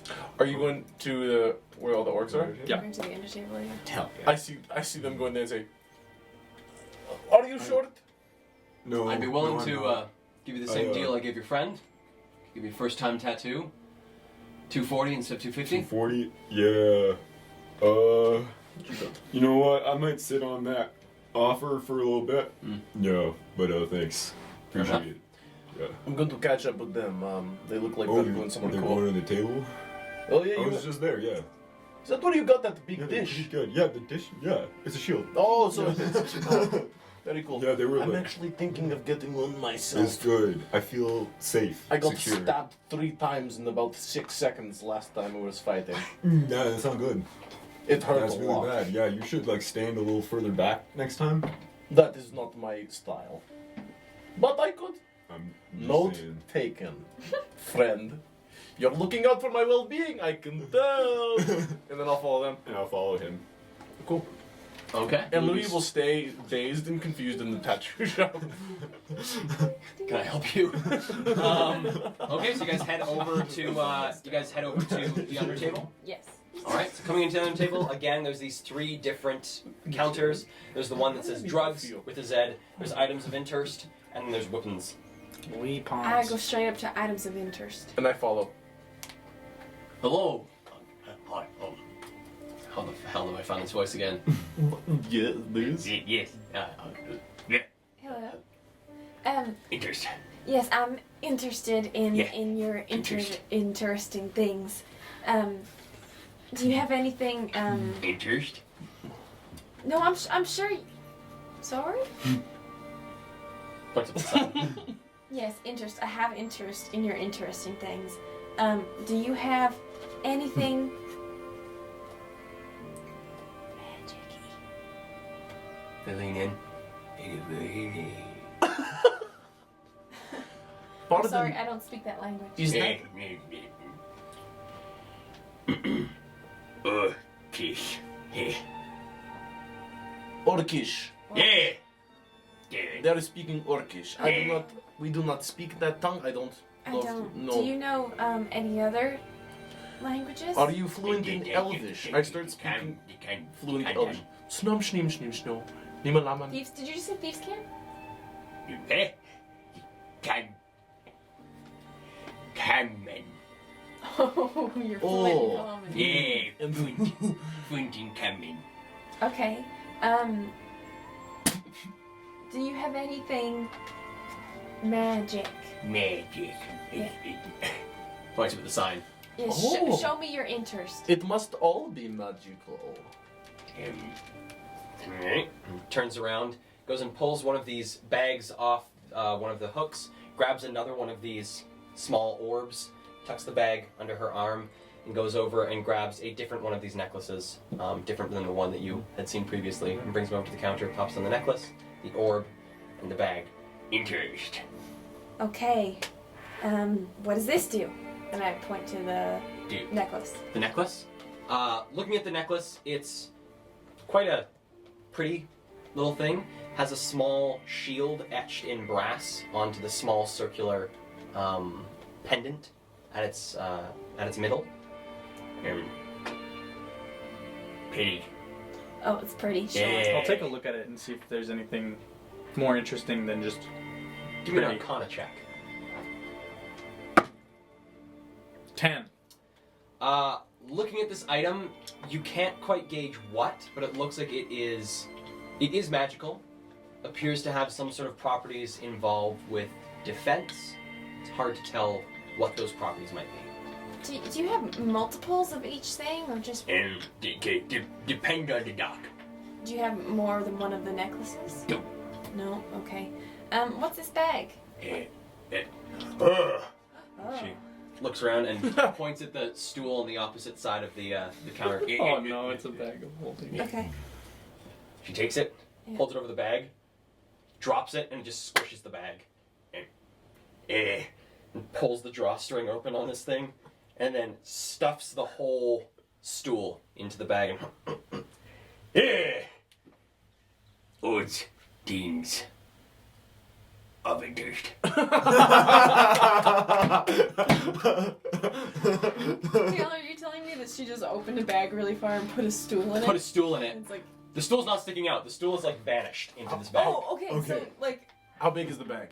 The bag is maybe about like yay big. Okay. Not nearly as large as the stool. Not nearly as large as the stool. It has vanished into this bag. That is a How did? thieves' dream. That's magic. Interest. Interest indeed. Eh. Now that is nothing that I would be able to do. That is very interest. Can I try? Big. I put my hand into it. All right, putting your hand into it, your hand disappears, shoulder starts to disappear. Hey, You don't, Max, you look! don't feel anything in the bag. What's inside? Just like What's a inside? feeling a deep void. I put my head inside the bag. Interest. Dangerous. Oh. Careful with the interest. The I want most this, please, interesting thank you. things Eh, are. okay. Looks like when you get By the interest. interred. Price for the interest is 300. This is the weapons order. 300 what? So I just go. Okay, what's the other thing? And the orb. I'm not. The I'm still holding on. orb. The orb. Yeah. What does the orb do? Interest. I want to look at the orb and I want to feel it with my fingers and see if I can figure out what its magical incantation may be. Give me a Arcana check. Guys, I looked at it earlier. I don't know. It's just a pretty Oh ball. fuck. 9. 9. Looking at it, it does appear to have magical qualities. You can't quite tell what they are. I'll also take a look at it. Do another Arcana check. Alright, guys. This is how it's Okay. done. This is good. 17. 17. Come on. Looking at this orb, trying to judge its capabilities, it is magical. It's a magical sort of crystal orb. You can't quite pinpoint what its particular use is. It seems to have some sort of interaction with spells. You can't quite tell what that interaction is. It's empowering though. It is magical, has an interaction with spells. You don't know if it's an empowerment of the spells, if it does something to the spells. You know, it interacts with spells.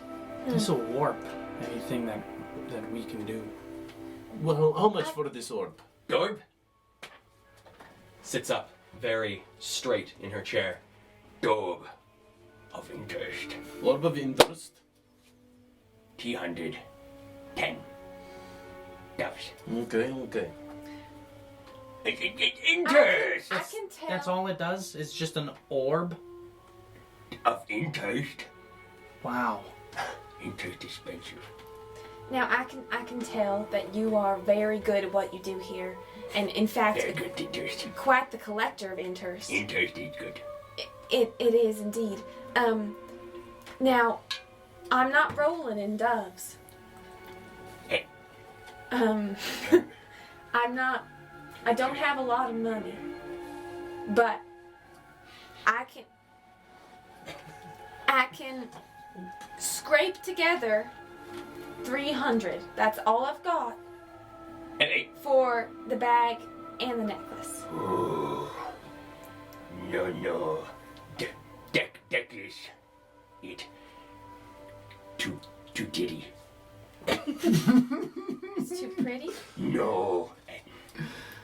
250. Yeah.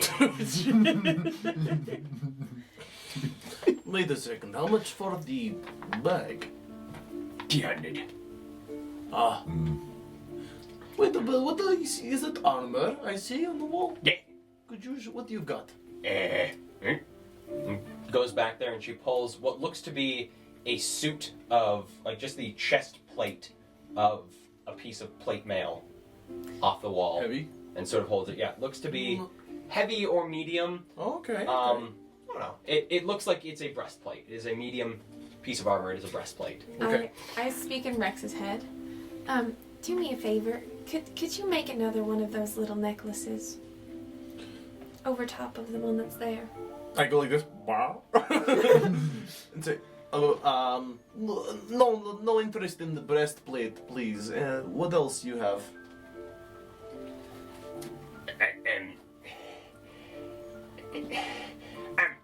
And she turns around, brings out a small jug, pops it onto the counter, and then brings out like a handful of 5 bullets, puts them on the counter. What if we did a trade? And I reach into my bag and I take out that little black bead that I took from the archive. Okay. She takes it. She offers her hand. She takes it. Detinity interest.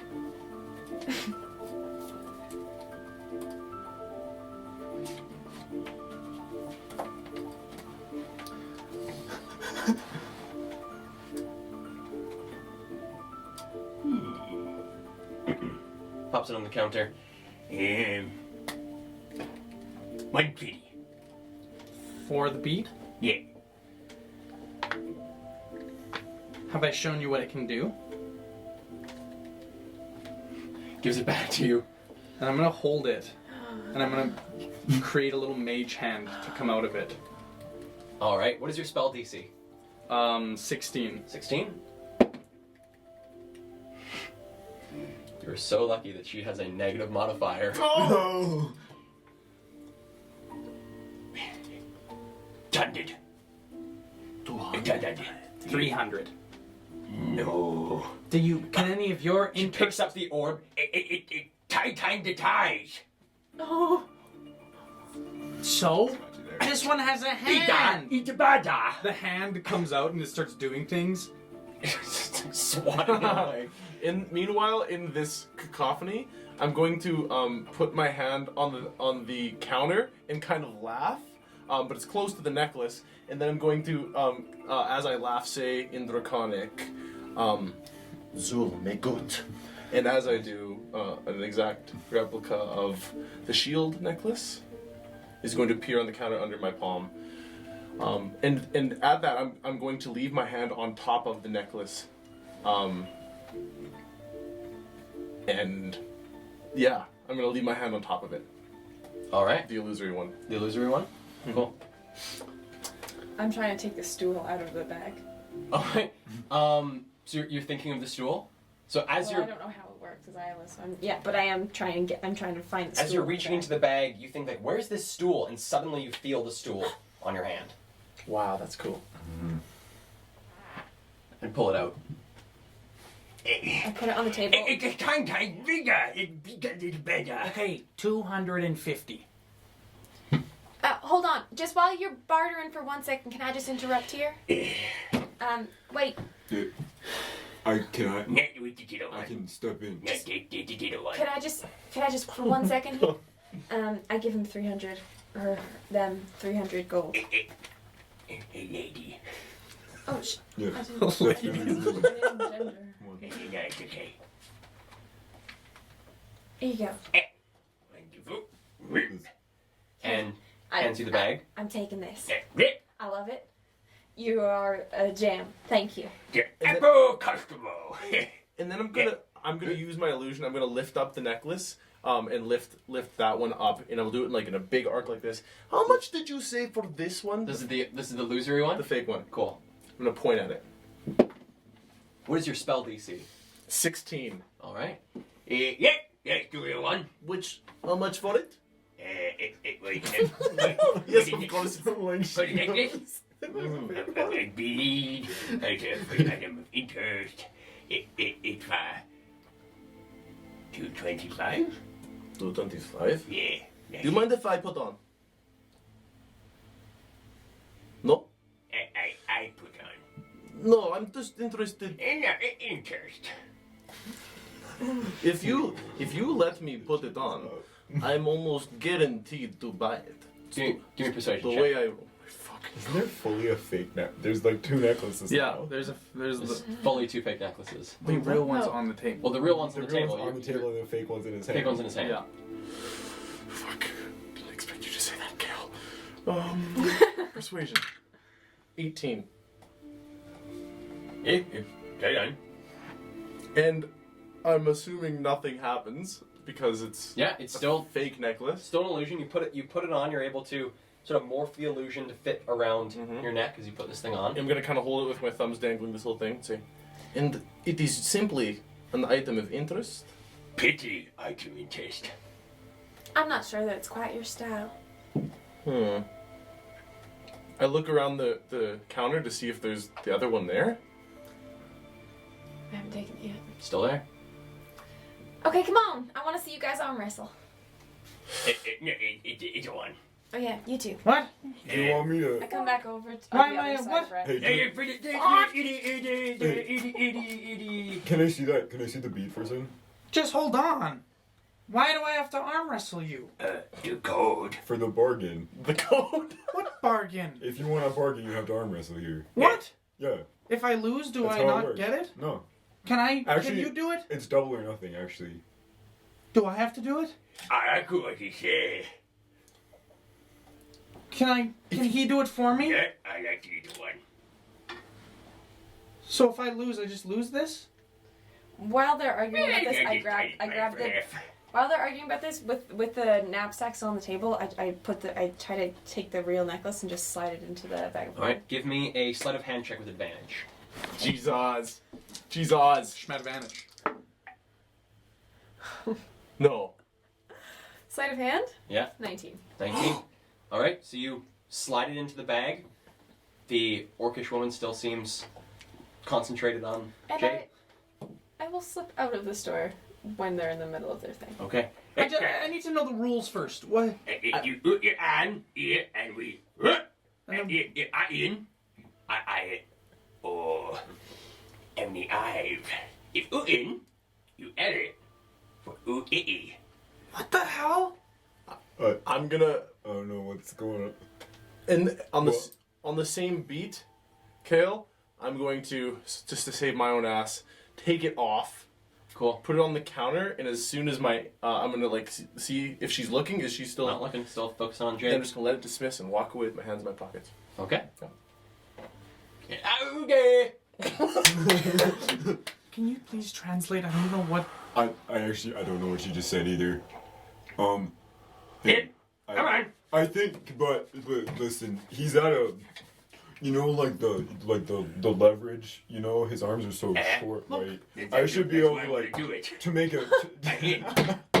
No, but to like balance it out a little, make it a fair fight. I gonna- isn't balanced. No. He does it or I don't. I isn't balanced. Him. Wait, hey, could I see the bead for a second? How much would you sell me this for? Yo. It is. You hold it. No, Okay. he just gave it to me Yeah. freely. That was a gift. No ifs. Just yield. Fine. Yeah. All right. Give me an athletics check. Pray. Get a nat 1, then a nat 20. Oh, non-natural 20. Really? Yeah. Oh my No way. What'd you get? She has a She has a +8 modifier. As you strain against her arm, you feel your arm coming down to the 45, coming down further, and as you strain, the arm starts to come back.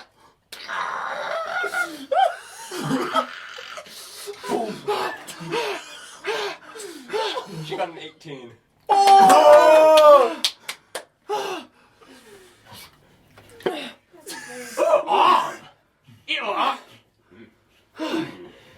a speck. So 500 gold. Nuh-uh, too bitty. Fine. And she goes down and sort of counts out from the money that Isla gave her and pops down the 250 for you.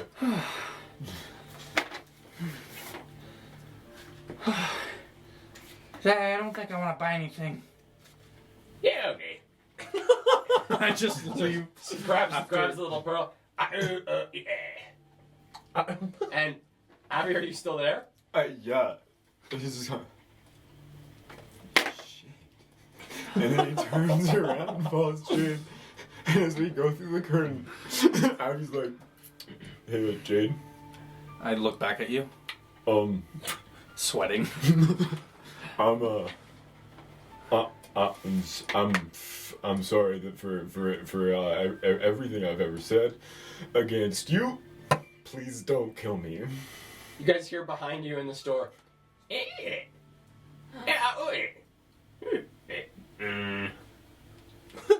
We don't know what the fuck. Well, I don't know. Me neither. Hey, yeah, that was really cool.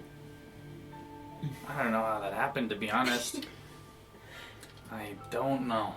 Yeah, I mean, did you see her? yeah, she was huge. Like, yeah, I wouldn't have done that. I don't know why I did. I'm so sweaty now. Well, I guess I did get 250 gold. Yeah, Easiest. You earned that. That's a lot of money. Yeah. Wow. I need to get a cloth. Yeah, and pat him on the back. All right. Where on the back? Oh shit. No, just like on top. You know, I can't reach that far Your down. hands are so big they hit all of my back. All over your back.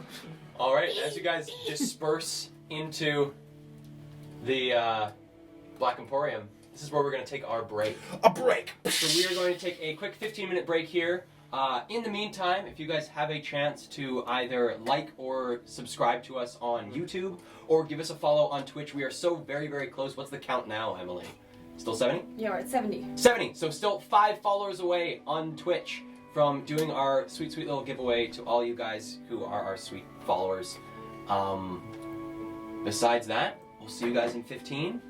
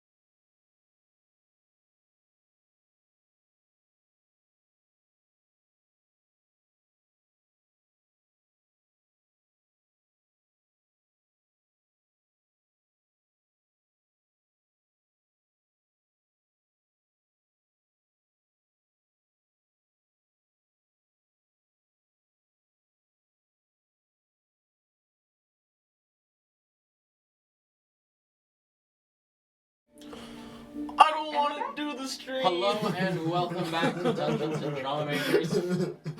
We're gonna pick things up right where they left off before the break here, with the party just dispersing into the Black Emporium itself. What would you guys like to do? I clutch Isla by the forearm and say, I cannot believe that we just pulled that off. Actually, I kind of can because she was a little bit oblivious, but are you kidding me? I speak in your ear. Keep your cool, man. God. Do I see them ahead of us? You do. I walk up, I like kind of scurry up to them, and I go, guys, I beat her in an arm wrestle. Yeah. What? Yeah. She wouldn't let Abby do it, and I figured, well, this bead cost me nothing, so getting 50 gold is fine.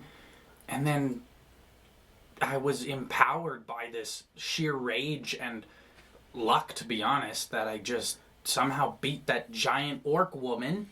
And I kind of crack my pouch open and show all the gold in it. I got 250 gold for that little bead that does nothing. Is this How do true? you know it does nothing? I checked it. I held onto it for a while. I thought about it. I tried to see if magic thing. It was just a useless bead. I got 250 gold for it. Guys. Not so proud bad. of We just did such a good work. Why? We What did did you do guys? good work. What did you guys do? Oh, you didn't see. We'll tell you later. Well, I think I might get a nice pistol and holster for myself. Why not? I got 250 gold. Do you want to? Oh. I'm sorry. Do you want to stop by here, or do you want to go out to the main streets? Is there a good gun shop here? The best place probably to get a gun here is back in the undertable from weapons. No, not going there. Okay.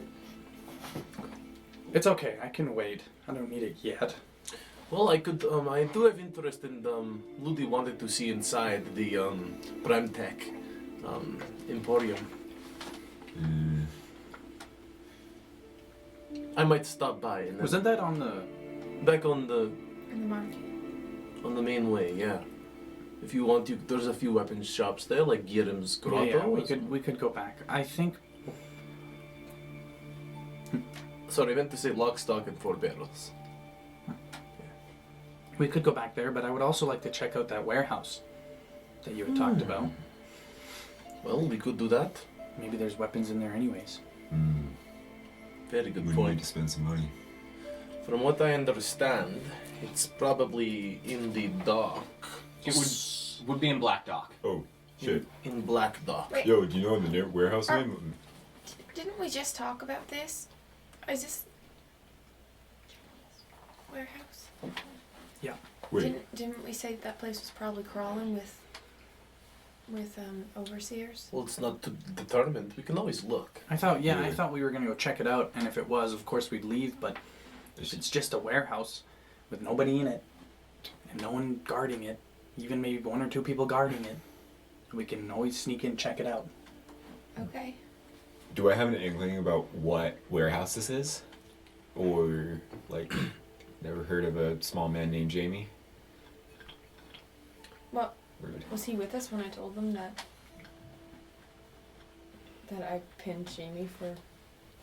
Yes, he was. Okay. So I'm imagining that this person coming to a party of the Caldwells is, has some, lucrative or otherwise profitable business, and well, I just so happen to have and I hold up a keyring, every possible key that this Jamie owns. Now, no doubt he came to his senses and is probably looking for the place, so he'll probably increase security measures, is expecting some sort of break-in, having lost the keys, but probably nothing out of our realm of expertise. I think he's probably not doing that right now. I think he might be in rough shape. If there is more guards, that just means he has stuff worth guarding. Exactly. It will be a tell. There's no way to know until we find out. Wait. What? Why do we want to go to this warehouse? It was just like just a drunk guy that you met at the party, and you stole his keys, and you framed him for something. Why do we think this warehouse is interesting? Because he was at a high district party. He's gonna have stuff in there that we want to take. profit. All right. I'm sensing some apprehension. I'm just saying, like, why do we gotta go do some theft right now? Like we just did that. I still have to get a note to the Soderbergh Inn and pub. What for? I need to send some money along and a little note for a drink Oh, for Earl. of course. Yeah, yes. Urgent. Other things that come to mind that aren't necessarily personal business is that I heard a thing from a bit of a job from Brit over there at the middle of the Black Emporium. One of her contacts, a man who goes by the name Ezin Vlag, has gone missing, and she will provide us with 1,000 gold pieces to bring him back alive. That's 200 each. I don't want to do this alone because what I get on top of that is far more worth 1,000 gold to me. So with all of us doing it, I don't think it should be such a hard job. Very willing to split all ways. It shouldn't be too dangerous unless Ezin has got himself into some dangerous business. We could do this. So, we're just trying to find a guy? Last seen at the crossroads, on the northern side of the Middle Districts. Essentially, yes. Find him, bring him back. He's been missing for a month. And Brit, well, I'll assume, loves him like family. If she's willing to pay that much. We could investigate this, maybe a few of us, well, if you want to get that letter sent off to the High District. Okay. We'll stop on the post office, by the way. Okay. Let's do. Does anybody have paper? No. Oh, No. maybe they have some at the post office, probably. Oh yeah. Well, let's do that, and that sounds more promising than thieving a warehouse. Could always be an opportunity in our future. We have the key. You'll probably get the locks changed soon. Mm-hmm. Oof, good point. Yeah. Tucking away my coat still. Well, let's get out of here. Before somebody finds out. So we make our way out kind of in the direction of where you need to go? Sure, yeah, or like a post office. We could just go straight Okay. there, yeah. Mm-hmm. So you guys head out of the Black Emporium. Yes. All right. So, heading out of the Black Emporium, you guys make. As we walk past, I just speak in Solus' head and go, "Hi, Solus, bye, Solus." Okay. You do get a pinged hi as you ping Solace. Solace looks to be sort of setting up the stage for the night as it is now nearing about 4 o'clock.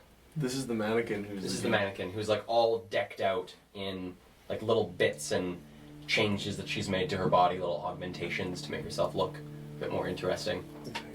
And cutting through the rail, things are just starting to set up for the night. A couple more people have come in, a few people at the dance floor, not dancing, but standing and chatting over by the bar. So you make your way up the stairs, over back towards where the Goliath bouncer stands, walking past him, heading back out into the street. As we're in that little in-between bit between the street and where the Goliath is, I'll reapply that wood elf disguise, bald head, pointy nose, and ears. All right. I'm gonna need you to press the button. And I won't do the voice or the face, I should say, because it's hard. So you guys start making your way to the post office. The Middle District Post Office is located at the center of the district itself, by where the Chancery is. So the place where the Chancellor of the Mid-District, so sort of New Eden's acting mayor, resides. And so coming to this post office, there's 3 different entrances. It's sort of at the center of a large, what you call it, sort of commons, big plaza. And coming into the doors, the very center of this sort of triangular shaped building, there's a large circular desk with 3 people manning it. Hello? See a little halfling face look up from the desk. Hi. Hi. I want. To send a letter? Yes. Do you have it on you? Oh no, I Do you was require to? wondering if you had paper. We do. Could I have some? How many sheets are you going to need for your message? Just one. This one? Alright. Slides out a small sheet of this sort of light tan parchment. Pops on the desk. The 2 eagles. I prefer to. Thank you. Can you get this to a very specific place? Yes. Great. I'd like it to go to the Soderberg Inn and Pub in the High District. Is that I okay? know where it is. Okay. I need it to go to the bartender. Alright. I just realized I need 2 sheets of paper. There are 2 eagles. I hand her a dove. Do you have change? Yes, you do. You hear just an opening, and tinking of coins.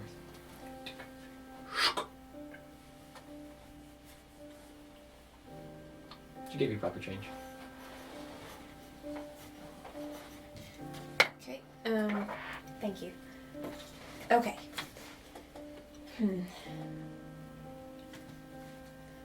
Dear bartender, please. And I cross it out.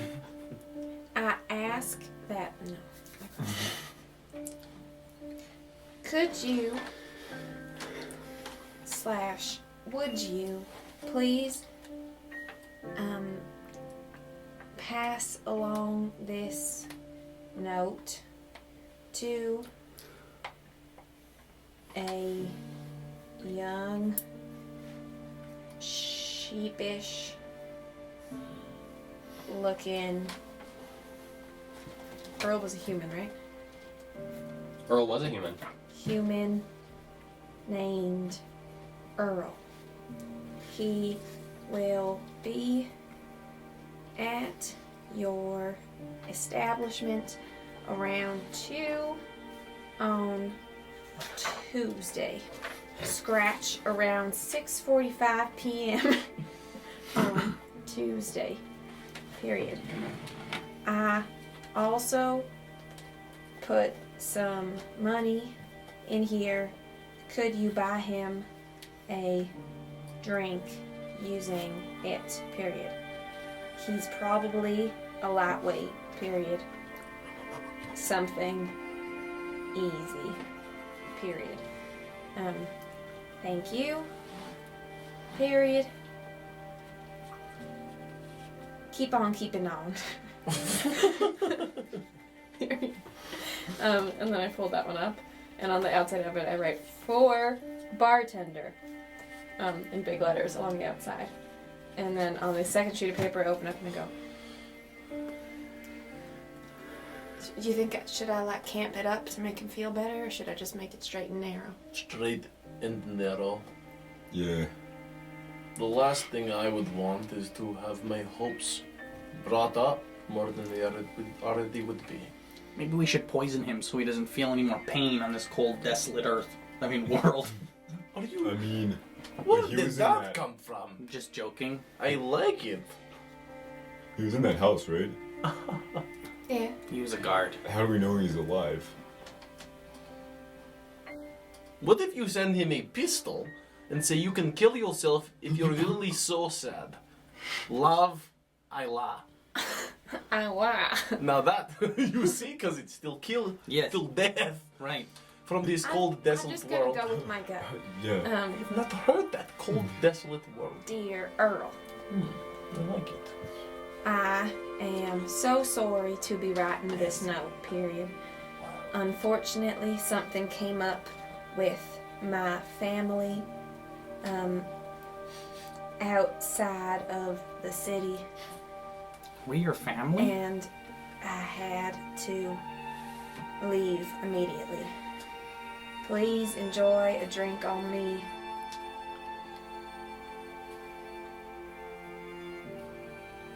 See you eventually.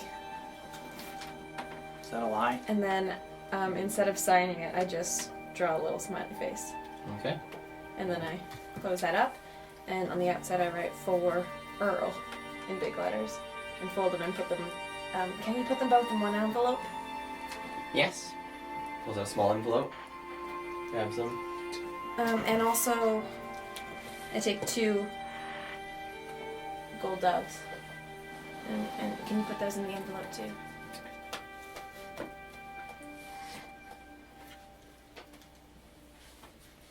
To the Soderbergh Inn Pub. Pronto. Pops it down. I'm writing on the envelope itself. Alright. Postage. There's the 3 eagles. This place just keeps taking money. Gotta make money somehow. Do I know if there's a place, like a residence or somewhere that my mom like frequents to or lives in, that a letter would get to her safely?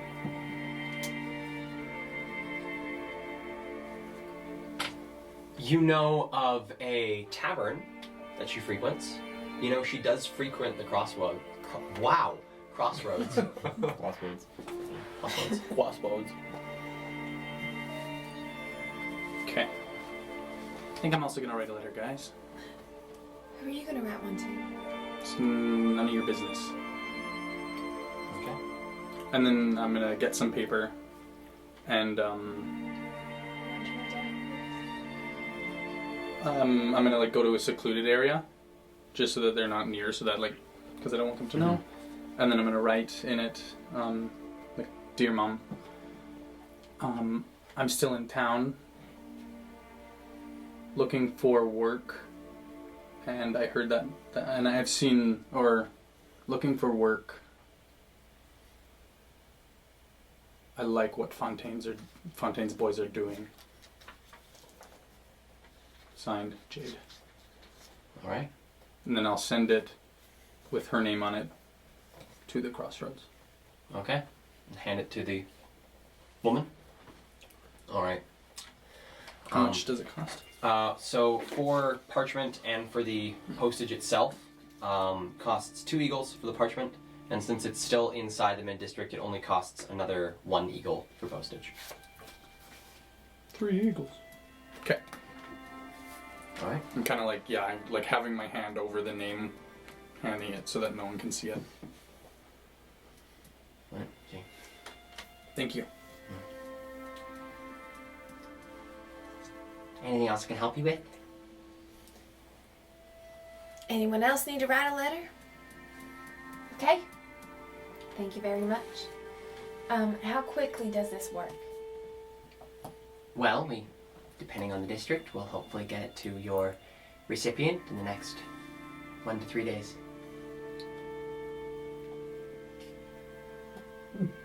Could it be on the early side of the 1 to 3 Our days? express mailing does cost an additional dove. I put 2 doves on the table. One for me and one for her. So that's what it costs. Alright. That's gold, right? Yeah. Okay, thank you. Have a good day. Do enjoy your day. I hold the door open for everybody. Boy, they'll rob you if they can. Abby, Oh, with your passive perception of it's 17 right now, yeah, boy. coming in and while the party is messing around with writing their letters and looking about the place, you notice along the far opposite wall, sort of along the wall itself, is a large poster. Oh, God. On the poster, there are 5 rectangles. The 3 inside depict a halfling man, Holy shit! a human man, and a black dragonborn man. Above it, you see wanted for treason and arson. Will pay for information, 5 griffins. And then underneath says 3 known, 2 suspected compatriots. Approach with caution. It doesn't look like me though, the halfling. I had my hood up. No, it's just sort of a silhouette of a halfling man. Cool. Is the Black Dragonborn? Black Dragonborn isn't, well, from what Abby sees, doesn't look to be like a very accurate depiction of you, although it is a slimmer black dragonborn. The human male is quite slim and does also have sort of the blonde hair and lighter clothes that Ludi is currently wearing. Okay. We'll hold on to that information until we exit the building. Alright. You guys exit the building, Rex holding open the door. Isla making a comment about how they'll rob you. They'll rob me if they can in here, I swear. That's like every time I looked back up at her, she wanted me to give her more money. Well, it's, you know, a very, respected Ludinian establishment. The Post. The Post? I never heard of it. Oh, don't you know? The Post. It helps get information all around the city. I've used it now and then. Not much recently. But enough dilly-dallying. Shall we to the crossroads? Okay. Okay. Yeah. I'll you know, take the way to the north side of the mid district and pull up my map and see on the middle district where the crossroads is. Crossroads is sort of central on the northern side of the mid district. Cool. We'll head straight there. All right. And I'll actually stop kind of off to the bit to the side and say, excuse me, could you come around for a moment? Yep. I'm comfortable walking the main roads. I don't feel like there's really much need. I don't think that there's been much danger. In fact, I think the people are on our side. Do you want to take the main streets? That should be fine. I'm good with Yeah. it. Yeah, I have a different face. Hey guys, you look like you look like that right now, but You I seem. don't know, when you look like a dragon, there was a wanted poster in there. It had descriptions, you, Ludi, and Jade. Treason and arson, and also said, like, look for true compatriots. Without descriptions, so, we shouldn't look like when we're together, no group of 5. We go to places separately and we don't associate. How do they know what I look like? I don't know, man. That's spooky as fuck. How, We're how invisible the entire detailed? time, right? No, it just looked like a short guy. It didn't, like, no mustache that I could see, but knows you're short. Yeah, well, I guess some of the overseers survived who saw me. Yeah. In the scales. And scales, yeah. Yeah, they didn't get your figure right. You're more attractive than the poster made you out to be. It wasn't a good look, but yeah, you and Ludi are double wanted now. You and I are clean, so as long as we break up the main 3, we should be good. Okay. I look over at Ludi, sort of like a scrutinizing scan, and then I'll just, like, with my arms crossed, say, the back roads then. And then Yeah. I'll lead the same kind of ways I've been taking the party as of so far. Okay. You guys are heading to the crossroads? Yes. But Alright. if you stay disguised, it should be fine, don't you think? It is. Let's Yeah. take the back roads. I'm just Yeah. saying, Not for Ludi. get him He away. kind of sticks out like a sore thumb. In a good way. Sorry. Yeah. Ludi, you I think about going bald, maybe?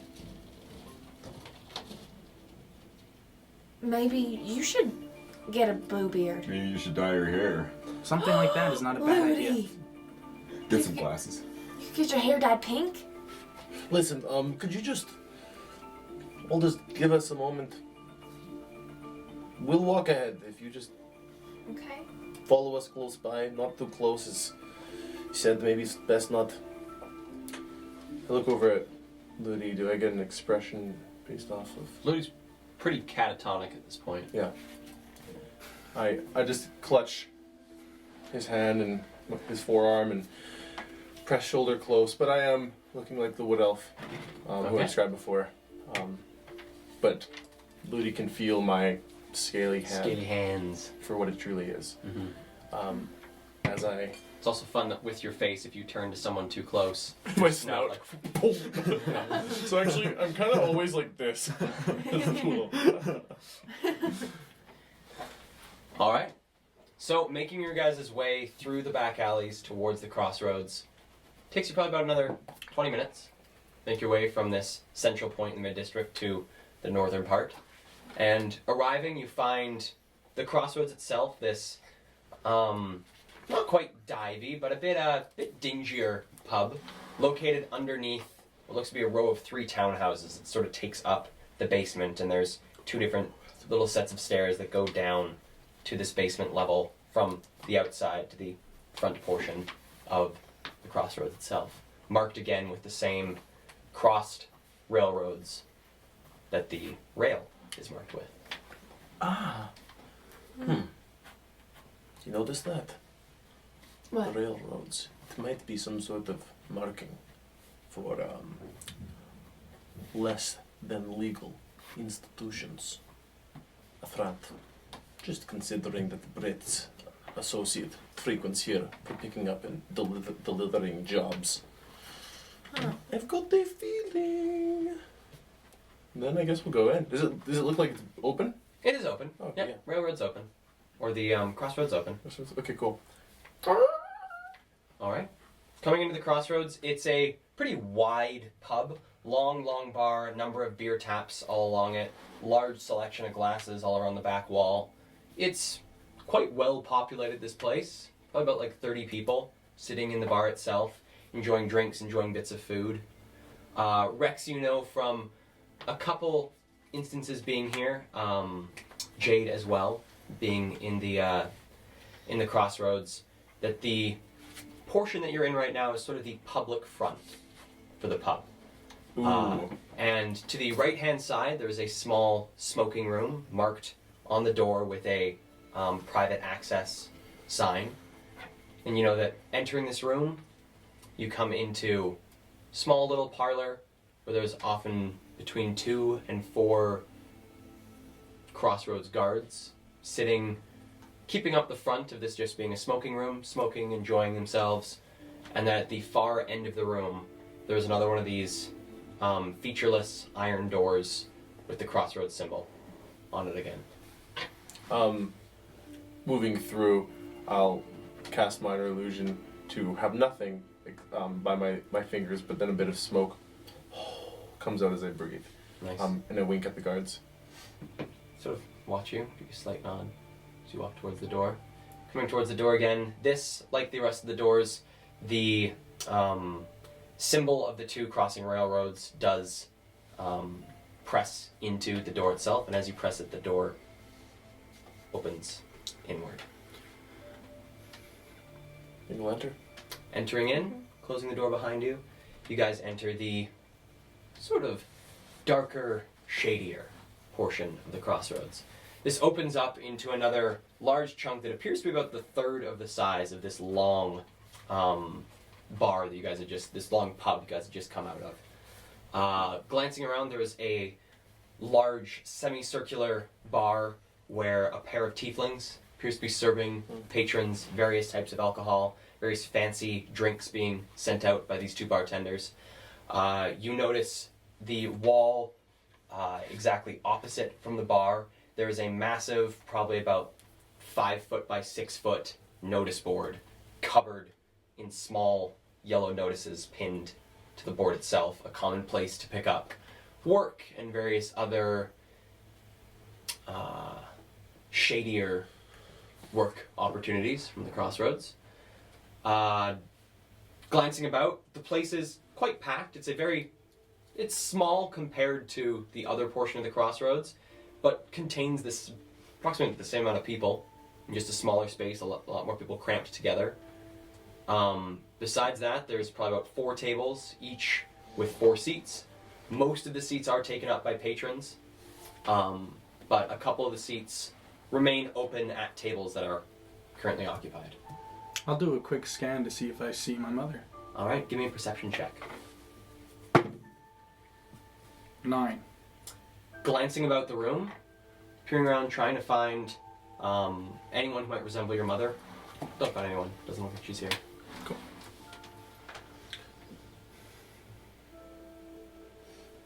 What would you guys like to do in the crossroads? Keeping an eye out for potential enemies. as I move through here, assuming that it's neutral territory, though. I think we'll go to the notice board. All right. At least that's where I want to go first. Cool.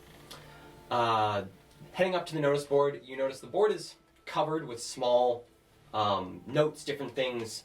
Appears to be everything from like advertisements about different drug runners and smuggling groups and mercenaries for hire and different things like that. But you do find particularly what looks like 2 sort of contracts that are still intact on this board. You see a number of pins that look like they have bits of paper that have been ripped off, things that have been recently taken off the board, jobs that have been either claimed or removed by patrons. The 2 jobs that you see, one is titled The Deserter, another one is entitled Stolen Contraband. Okay.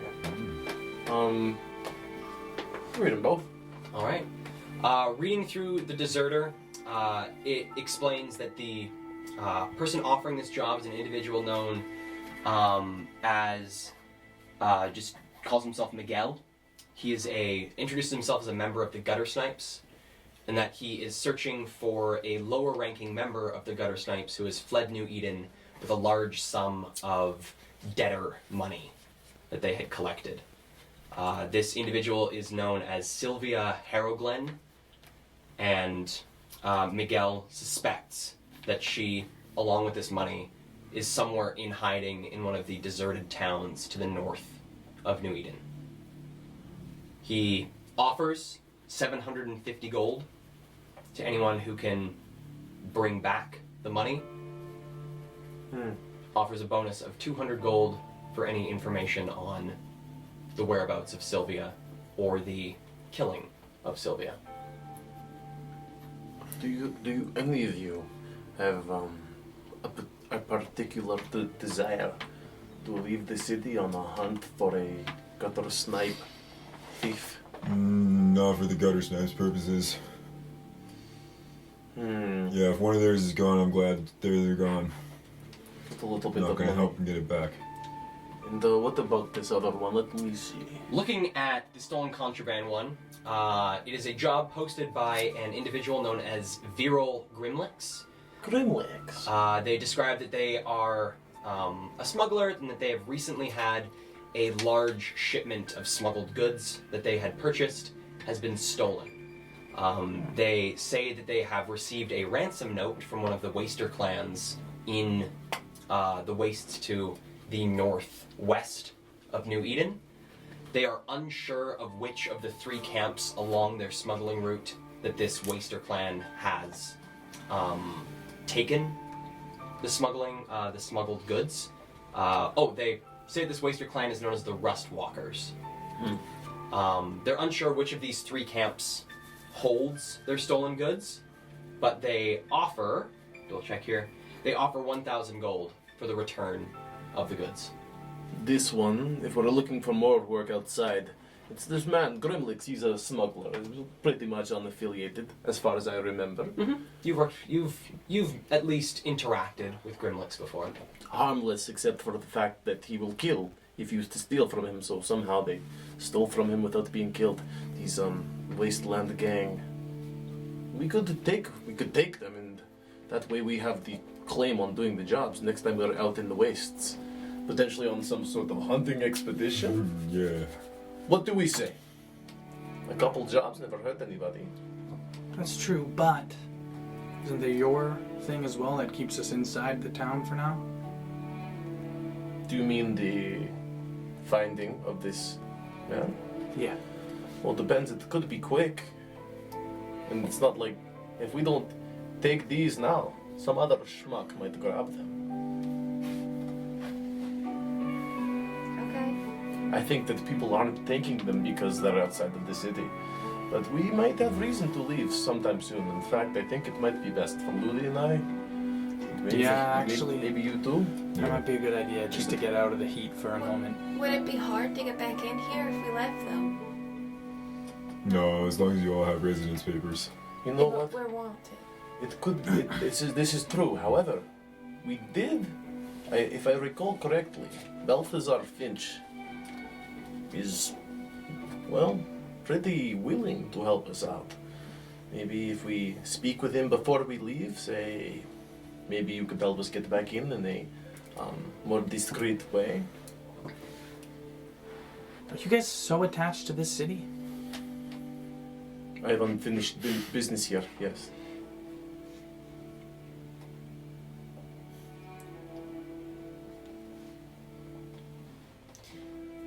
Oh, so when we say outside of the city, like, are we going to Nimbus?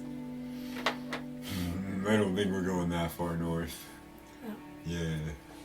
But I mean, if things get hot here and we need someplace to, that's probably the worst place because I might be killed on sight as soon as I walk in there. So yeah, you yeah. are a serial killer. No. Yes. You caught me. I was standing over your bed last night, and then you woke up, and I was having a horrible dream. You should have woken me up. I would have preferred an axe to the head, to be honest. Now you know for next time. Yeah, Abby. absolutely. What? I don't think it's polite to watch people sleep. I wasn't watching. He got up at the same time as us. We got up together and watched the sunrise. Wait, but what? I was clear. I was joking. I was like, He's been I'm joking. not a serial killer. He's been joking all day. I don't judge. That's kind of concerning. But If one of us was like a murderer type, we'd all be in danger. Abby, In more danger than right now. I've seen everyone here do harm to someone. Out of necessity. Yeah. Excuse you, That's I'm what a I'm professional. saying. A serial killer is a monster. Yeah. Which is why I'm glad to know we've got a monster on our side. That being said, Pop 'em in your pocket. we've got 2 jobs. Sorry, could I have is there like a, oh no, I can remember. I remember. I can also remind you Okay. post-session. Okay, cool. So now you have these 2 contracts. Right on. The only reason I ask why we stick around is I don't have much hope for this city unless something was to change soon. And I'm willing to help, but things are going to keep getting worse before they get better. I'm not sure what you're saying. Do you want to stay here or do you want to go? I want a clear goal. That's what I want. I want to know what we're doing. Because what's stopping me from just leaving? I've debated it a lot. In this city, Yeah, the wastes can kill you. yeah. So could the city. And the people inside it hate what I am. So, sticking around doesn't seem very nice. I'd rather die to some random monster in the wilds than to some monster inside the city. And I don't think I would die from a monster in the wilds. Because I don't go into stupid places. And I'm good at escaping from most people. But the things that the city has to offer, That's what I'm saying. the city is the jewel of Fris. Hey Rex, have you ever left? Have you ever seen? No. Have you ever been anywhere else? No. You've never been anywhere else. And don't No. knock it till you try it. Listen, I'm It's not a lot nicer than I'm people not say it is. knocking the wastes. They're dangerous, sure. I'm all for danger. Yeah. Danger is interesting. But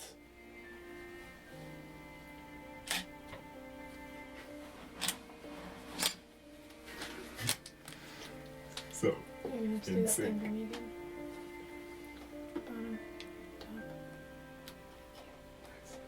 I personally have a lot invested in this city. And not just me. My parents, whom I miss every day, invested their lives in this city. A thankless task, considering their fate. But I will not leave New Eden alone. New Eden deserves people who care about it.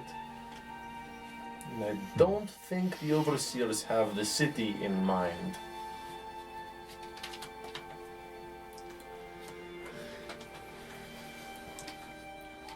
I'm not saying that. I'm not saying I'm either one way or the other. I'm not disagreeing that the city has a lot to offer. I'm just saying I would like to have a clear goal with you guys in what kinds of jobs we're going to take to do what. Right, because it's not always a warehouse that needs to be scored. Or... Exactly. It seems fun, don't get me wrong. Sometimes I get into that mindset of what can I get away with. But I think we need to focus on what can we do to make this city less shitty. Well, it's a good city, according to the overseers and the Shah. Mm-hmm. But the things we can do to change that, in their eyes, are bad.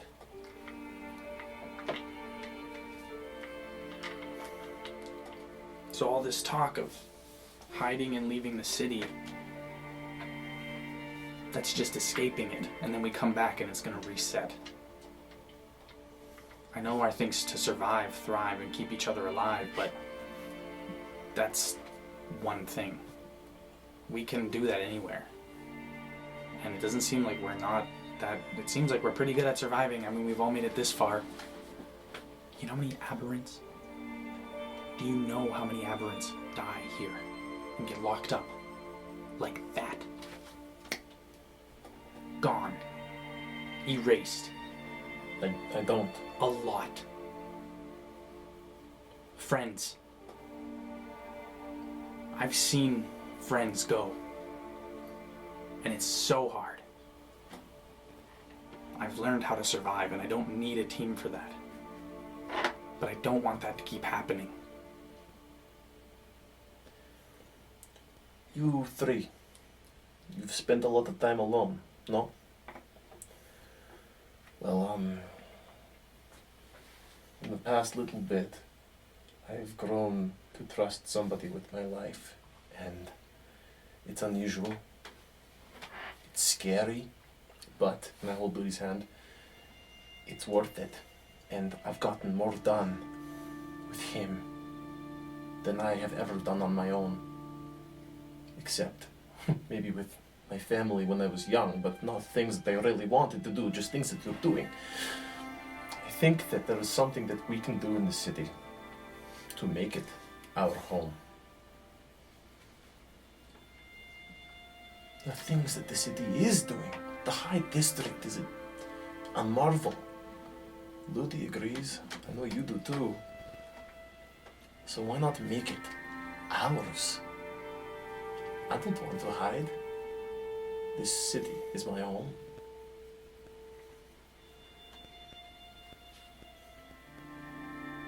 How do you reckon we do that? Arsony? More? If need be.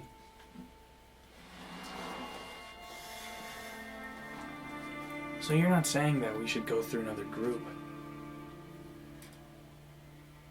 Are you saying we do our own thing? I overheard what you said.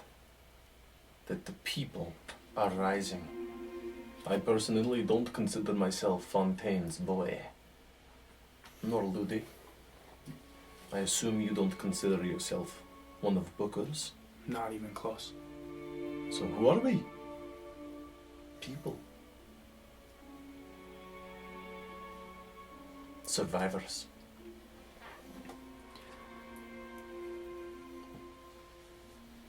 What do you think? I'm not entirely sure what's happening here. I thought we were just deciding which job we were gonna take. I'm a little confused. I was bringing up the point that in order to take a job, we need to know what we want as a group. We can't just take jobs randomly and continue. Surviving and thriving and surviving are great things. But we're all pretty good at that on our own. So why is our group together? Why? We're better at it together. I'd be fine on my own with it. And I'd be bored. But I'm just saying we need something to drive us in a way. I know what drives me.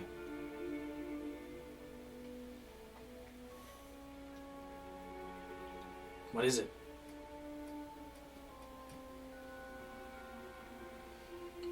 Justice for those who've fallen. Specific those. Yeah. Very specific. But I don't think my efforts will be in vain for those less specific who've fallen. We're talking about this in an environment that I don't think will disagree. By no means should we share our feelings with everybody in case there is a rat amongst the bunch. But I have immense trust in all of you. Some more than others. But our skill set together can do some impressive things. And if you want to see the world change, then we can change it together. And Bit by bit. if that means that we do take some of these weird little jobs just to get a bit better at things too, I'm not opposed to that, getting some money. We're gonna need supplies to start doing things. And we're not gonna be able to get anything done if there's a bunch of heat on our backs. Which is over why here, so it seems fit to leave the city. yeah. But a little bit of money to help us outside the city won't be bad, and which brings us to the job that brings us here. We could find this man, and as quickly as we can escape the city. With 2 jobs in our pockets to do outside. Find this man, you mean your man? The guy that we need? He's inside the city, huh? Went missing a month ago, does jobs within, and I am assuming sometimes without the city, so he could be outside. That's why we're here. We need to ask around. Okay. If you want, there's many people here. We could split up and start asking questions about the location or the last known sighting of Ezin Vlag. He's a halfling, a smuggler. Did you say Do I Vlag? recognize that name? Yeah. You do. Ezin is a decently well-known smuggler. You would know of him. He does a lot of work, a lot of freelance work, and his biggest thing is he works for the highest bidder. So he's made a name for himself by the amount of money he can acquire for his smuggling. Okay. Do I know places that he frequents? Is this probably one of them? This is one place that you know he frequents. Besides that, this is probably the only place you've ever really interacted with him or seen him. Do I know any key names or people that would possibly know where he is or what he's doing? Give me a history check.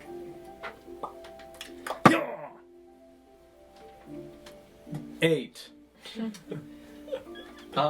You know, you can recall the majority of the times that you've seen him, he's been up at the bar.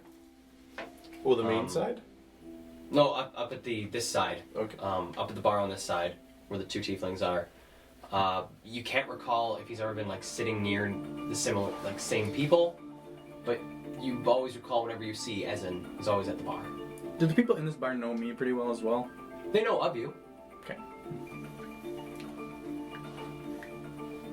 Cool. Let's ask around. Sounds good. Alright. Are you cool with all the things we just talked about? Just making sure you're also How do you feel about all the... ready to survive. And I, for the first time ever touch you by punching your leg, because I'm at that height, and I just kind of knock it. And and thrive. Let's talk. All right. So you guys start looking about the bar, trying to gather information on Wait.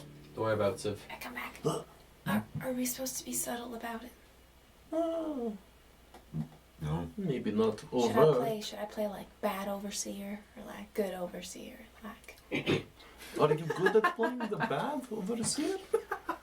Because hey, what do you know about this guy? Oh my god. that's pretty aggressive. I'm scared. Maybe tone that down 50%. 50%. We don't want the person running away in fear. Okay, you're right. Yeah. I'm actually. Hey, what do you know about Essen Black? I cast disguise self as subtly as I can, make sure not many people see me do it. And I'm going to change into a drow man. And say, "Oh, you're curious as to what I know about Esenvrag? Well, I can't tell you. Top secret information." And then I kind of like let my face show. Show me what you got. It's a game. Well, I'll have you know that I have a way of retrieving top secret information. Oh, threaten you, me? Threaten you, As far as this game is, guys, I think it'd be more helpful just to actually talk to people. Good point. So keep it cool. Keep it cool. You'll be fine. Cool. You want to keep my back? Yeah, let's do it. Okay. All right. I'm gonna also just like touch my tattoo and see if it does anything because I haven't done that yet. So I'm just gonna like Cool. as we're walking, just like boop and just see if I feel any effects. Pressing your tattoo. You die. Pressing the tattoo, you feel a warmth where the tattoo is on you after pressing it, and you feel this sort of almost like tingling sensation radiate out from it.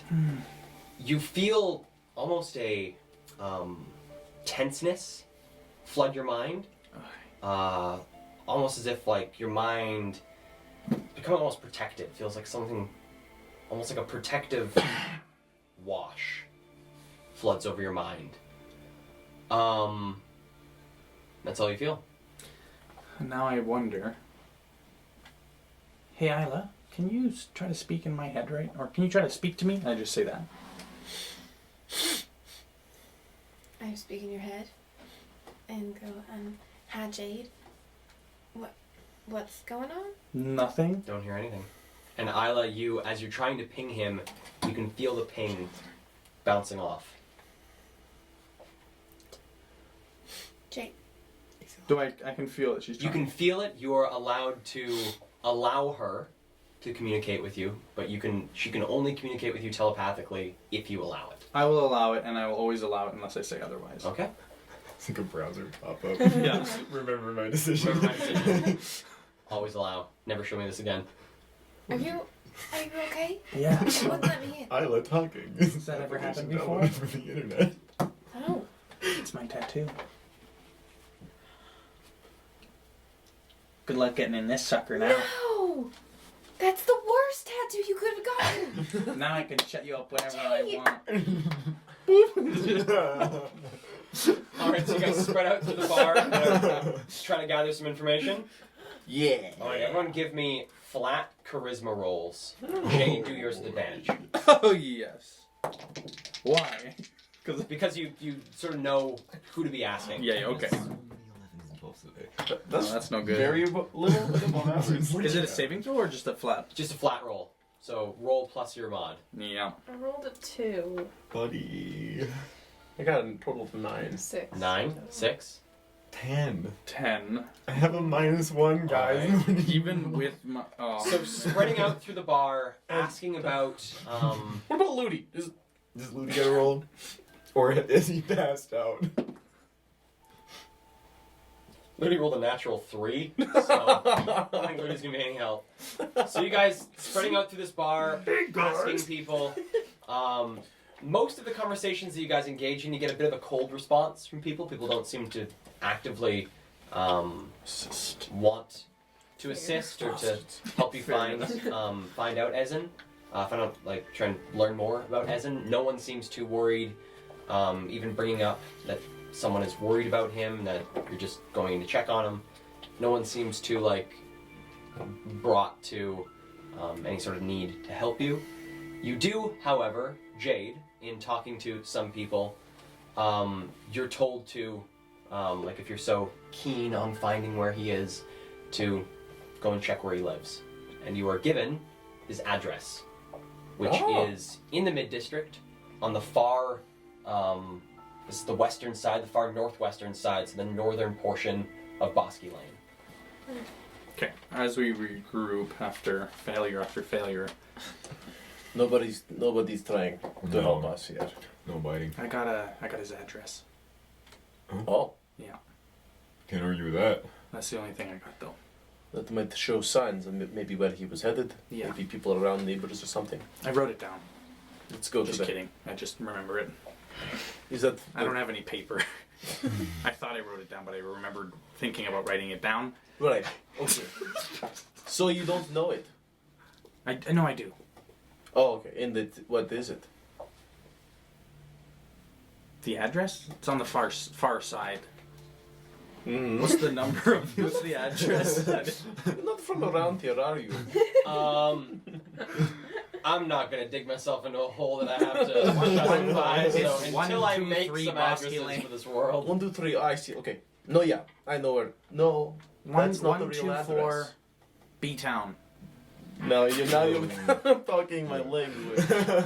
That's actually draconic. It's just on the far side. Follow me. What house? What house? Yeah, like what color? I didn't get that information. You are Soon told we that get it is a townhouse. It's a 2-story townhouse that he lives in. But besides that, you get the address and then it's a 2-story townhouse. It's a 2-story tan house. Tan. Okay, It's so it's- townhouse. Dude, Sorry. Oh. Well, let's go there. Maybe see what's going on. And did we hit up the bartenders in this bit? Yeah. They were In this business, they weren't too much help. They also weren't like, yeah, it's weird that he hasn't showed up for a month. They don't seem weirded out by it. They even comment saying like, oh, he's known to disappear for a month, 2 months at a time. It's not weird. I want to look. Conflicting information. I want to look around in this place really quickly.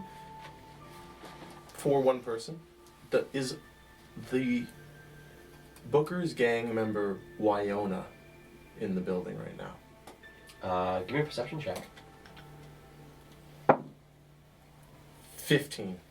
Nope. Good. Glancing about. I'm sorry, you said Fuck he's been that gone- bitch. he's known to be gone for like 1 to 2 months at a time? Yeah. He, sometimes is gone for long times. That long, really? Yeah. He keeps to himself mostly. Sometimes he comes in here and has a couple drinks for a few days, but then he takes off. Well, then it's really odd that someone would send us looking for him after only a month, isn't it? Worried friend, maybe? I don't think they got anything to worry about. Okay. Interesting. Thank you. As we're walking, I say, I picked up some information that he was a smuggler, right? Mm-hmm. This is right. So his expertise is going to be in hiding and not being revealed. So if True. he doesn't want to be found, it's going to be really hard to find him. Smugglers are like me. You're a Are you smuggler? a smuggler? I said they're like me. I think you meant like you. I am a smuggler too. You are. Why have we never met? We probably would not have got along. You're not very personable. Not when I don't want to be. Ah. Do you want to be? Have I said anything rude? No. I only just. Not in the last 10 minutes. What do you say we continue to this home? Yes. Let's go. You did tell me I couldn't. You got a tattoo so that I couldn't speak inside your head. That's not why I got it. It's just a happy little side effect. See? Rude. Alright, so you guys head to the home of Ezen Vlag. Yeah, and passing out through there, I will redisguise myself as a wood elf. All right. I'm like your skinny little brother. Hey. Hey. Yeah, Hey. you should work out a little bit. Okay.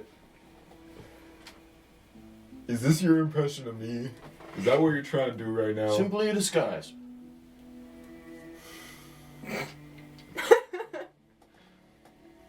Do I look like that? Nobody looks like that. Yeah. The wood elf part of it. Okay, yeah. But beyond that, Beyond no that, resemblance. you don't look anything like this man. Okay. I'm not trying to look like you. Howdy. I'm trying to look like some schmuck who lost his life for me. You look, Trying to rob me. No one knows he's gone. That's a lot of information. Guarantee you that. And I'm gonna walk out of the building. do we need to be worried about that man? No. Don't. He's an actor, remember? Oh, yeah. Yeah. Maybe I hear that and I Can't say, stand the type. all part of the bit. Oh, part of a bit. And you guys head out. Yeah. We headed out. All right. We heading. We heading out. All right. So heading out, back up the way you came into the streets of New Eden. Do you guys take the direct route? Do you guys go through alleys? Best go through alleys. Like Yeah. our gang, you know, the group. Yeah. What we tend to do. Then we'll also probably Snapping. split ourselves in two Yeah. and just stagger it a little. Yeah, I'll go with Ludi. All right. Yeah. Okay. We'll go with the other Rest- thing. yeah. So you guys start snaking your way through the side alleys, back streets, making your way sort of north, or I guess this is more like directly west across the middle of the top of the mid-district. I mean, it helps that we're all going in one direction. Wow, Is that the jokes have been on point tonight, honestly. Boy bands. Cutting through this Lord. portion of the cutting through this portion of the mid-district, this close I wanna see your to Spotify. the low district, you guys notice that the buildings are not quite as finely built. A lot more aged-looking buildings. Things haven't been taken quite as good of. People haven't been taking as good of care of these buildings, or whoever owns them hasn't been taking as good of care of them. There's a little bit more detritus on the ground, a bit more garbage in the alleys. You notice walking down the alleys, you see one quite thin human man, looks to be pulling a small piece of cloth around his bicep and seems to be injecting some kind of drug into his arm. You, Rex, recognize the drug that he is doing as, just want to double check, make sure I'm saying this, I've got this one right. You recognize it as Velocity, or Twitch is sort of the street name for it. One that is common with sort of cat burglars, people who are petty thieves, common drug amongst thieves. And continuing on, see discarded bits of drug equipment, other some like scraps of clothing. Just things are starting to look a lot dirtier as you continue this way. Takes you guys probably about 15 minutes. Make your way through these side streets, passing by a few more of these addicts in the streets until you reach the home of Esenvine. It is a pretty small building, but it is, compared to the other ones seem to be large common houses, places where you'd rent a room and be paying monthly fees. Most likely at this part of town, you'd be paying it to a gutter snipe landlord. But this building looks to be a privately owned one. Doesn't look like it's quite broken up the way the other ones are. This one looks like a standalone building. This is the one, everyone. What does the front look like? The front, it's pretty boring. The front has been aged and sort of twisted from rainfall. Not a lot of care has been given to this building. It shows a lot of staining from the rain, bits in places where the shingles have either cracked and broken and fallen onto the street, or places where the windows have begun to slowly crack, bits of the seams on the windowsills themselves beginning to pop and split. So it looks rough, but it looks lived in. I'm gonna walk up to the front door, look at you guys, and just raise my hand. Just one thing we should know. If Ezim was, abducted for the activities he's doing, this place is being watched. They may try to kill him if they know people are looking for him. We only get half if we come back with information. We should proceed cautiously. But do knock. All right. Knocking on the door, sort of a hollow echoing through. It sounds like sort of the foyer part of the building. No answer.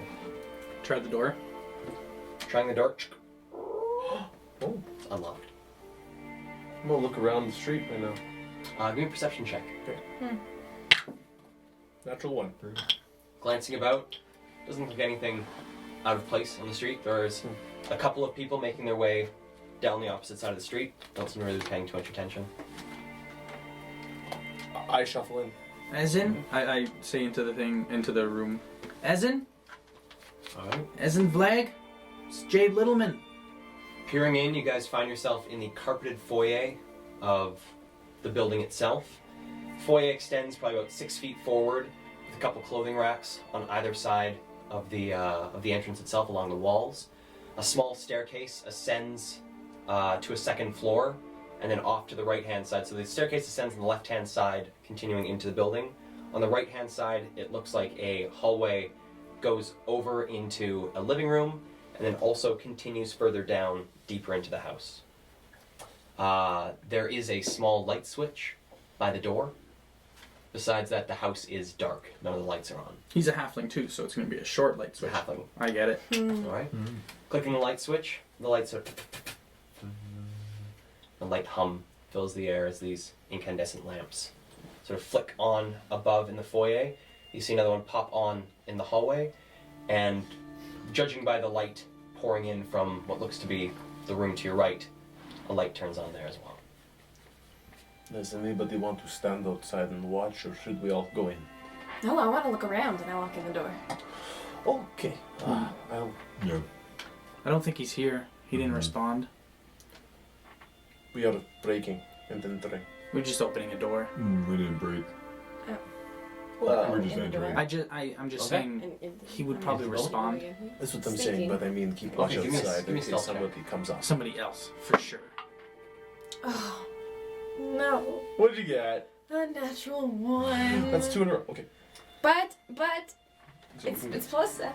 Plus 7, so it's an 8. Yeah. Alright, so coming into the building, a little bit of squeaking from these old floorboards. You guys see Isla head on into the building.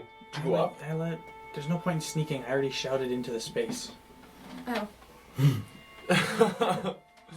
Do you head up the stairs? Do you go into the room to the right? Do you head down the hallway? I'll head up the stairs. I'll go up the stairs too. Just hold on, guys. And I'm gonna look just to make sure there's no like booby traps or anything set up. Alright, give me a investigation check.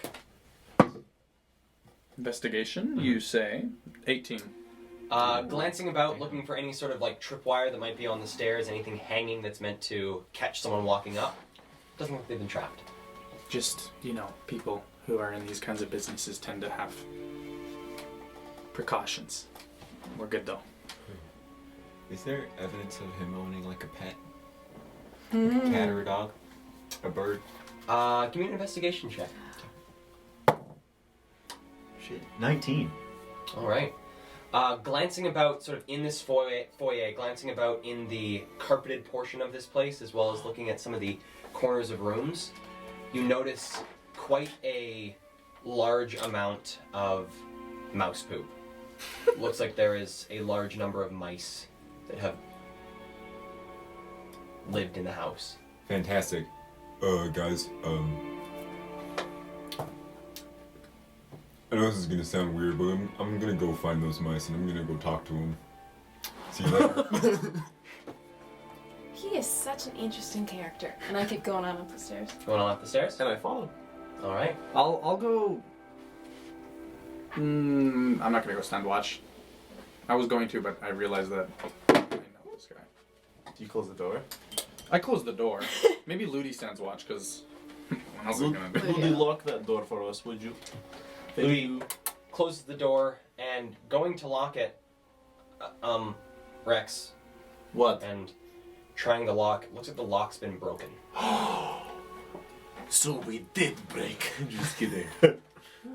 Good find, Ludi. Very good find. Huh. Why would it be broken? Well, put your butt against it just in case anybody tries to come. You know what I'm saying? And if they do, kick their ass. Well, first ask questions. Don't go kicking ass willy-nilly like you do when you get drunk. Just, you know what to do. You're smart. Continuing, I'll catch up to Isla if I can. Okay. Alright. I'm just drawing this up for myself, so I have a reference of where everyone is. We're gonna grab everyone's dudes, just so I know where you guys are as you're making your way through this house. That's the only reason? Our Bill? first That house. is the only reason. Just because I don't want to be saying things that aren't true about this house, and I have an image of it in my mind, and I don't want to contradict myself. So at least if it's like this, it's in physical form. I want to always keep an eye out for the deed of this house. Maybe it's in a plaque, in a frame on the You want a wall. deed? Yeah, we can have it. We can have the house. We're like squatters. We could. I Wow. don't know. Survivors, maybe. Yeah. Until the rent's not paid, Drivers. and they find a bunch of degenerates living in their house. Degenerates is a very strong word. Yeah. What would you describe us as? Aberrants. That's Rex, true. Yeah. Is there anything particular here we should be looking for that would give us like clues? Considering that I see that the lock was busted on the door, signs of struggle. Okay. I'm upstairs now too, by the way. I locked up. Look! Hey, I thought that you were him for a moment. I think it'd be good to have me here, because he's a halfling like me. I might think more like him. Think like a halfling. A smuggler at that. Okay. Okay, sorry guys, I'm just drawing Think this like a out smuggler. for myself. No, that's why I'm here. You think like yourself. Your perspective's fine. Okay. Cairo. Thank you. Invest log. It was a Struggle. compliment. I'm looking for struggle. I'm Cool. looking for struggle. So Rex, Jade, and Isla have made your ways upstairs. Yes. Cool. What is the... So Isla's first. Which one of you is second? I'm last. So you guys make your way upstairs. Ludi's guarding the door, and Abby, you're looking for I'm mice. looking for skittery little creatures. All right, give me a survival check. Hunt down these mice. 14. All right. Making your way through the house, you come up to this right-hand turn that leads into a room, and glancing in, it is lit from a ceiling light. Looks to be a living room. 2 couches rest in the room itself, facing each other. There looks to be an exit further on the opposite side of the room. Couches themselves face each other, but also face towards a large window looking out into the street. There's a small little table between the two of them, and then a fireplace along this wall. Peering into this room, you see one of the mice on a couch. And I sort of like go down a low to the ground. And I sit there for 10 minutes and 6 seconds as I cast Speak with Animals. As a On ritual? myself, yeah. Alright. So, Abby sits down, and Ludi just sort of like looks at you. As you've just like sat down in the doorway looking into this room. Seems confused, but is nevertheless just gonna sort of keep an eye on you. Yeah. While Abby does this, those of you upstairs, you come to the top of the stairs. There's a right-hand turn, and then there are there's sort of 3 ways to go. There's a door to your right-hand side. The hallway also continues on straight ahead, or the hallway turns to your left. We should all split up. Okay. I'll continue on straight ahead. Continue on straight ahead. I'll go to this room on the right. The room on the right. And then I'll go to the left. All right. Trying this door, Rex. Yep. The door is locked. Did I bring my thieves' tools today? That I don't have proficiency with? You need a door unlocked. Yeah, do you want to get this one? Okay. Okay, Isla turns Okay, back back. around. It's gonna be a bathroom. Someone's gonna be in there. I take out You don't say that as my JD. little No, that's me. thieves' tools. That's a joke. Put it in locking. Hilarious one at that. All right.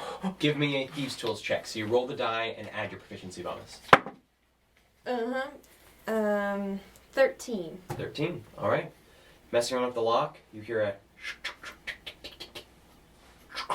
Nice. The lock turns. There you go. And is it dark? It is dark coming in the room. Feeling along the wall to your left-hand side, feeling down low, you do feel a light switch. I won't turn it on. Okay. I'll just draw my trench spike dagger and look inside. All right. Peering in with your dark vision, the room ends quite abruptly. Okay. It's a very small little room, about 15 feet in diameter, 5 feet in width. Let's get this started back up again.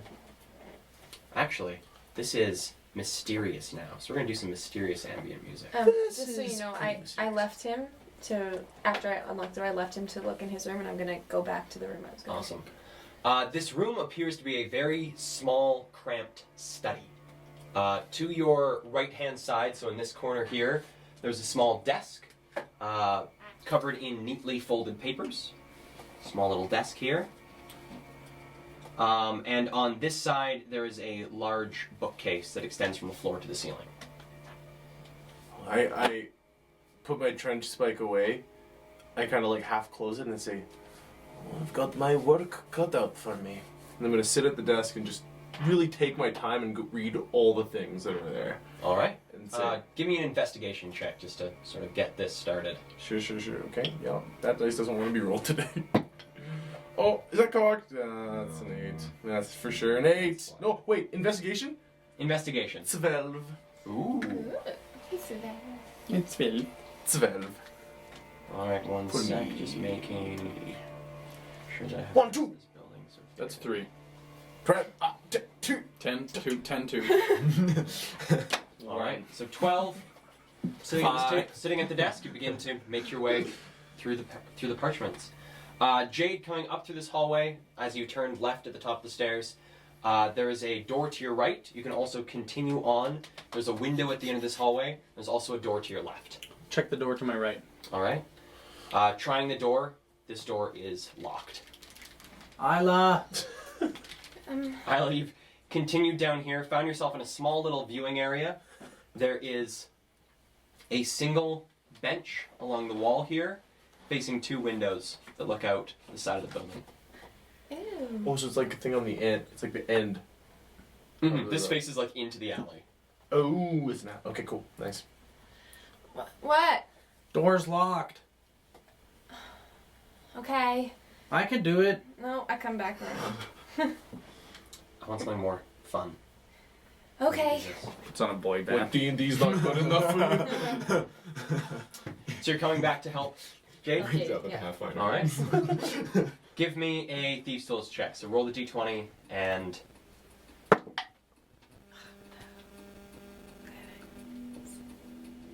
Nine. 9. Popping into the lock and... You can't quite seem to get the door open. I don't know. Seems to still this be one's locked. stuck. Here, I'll try something else.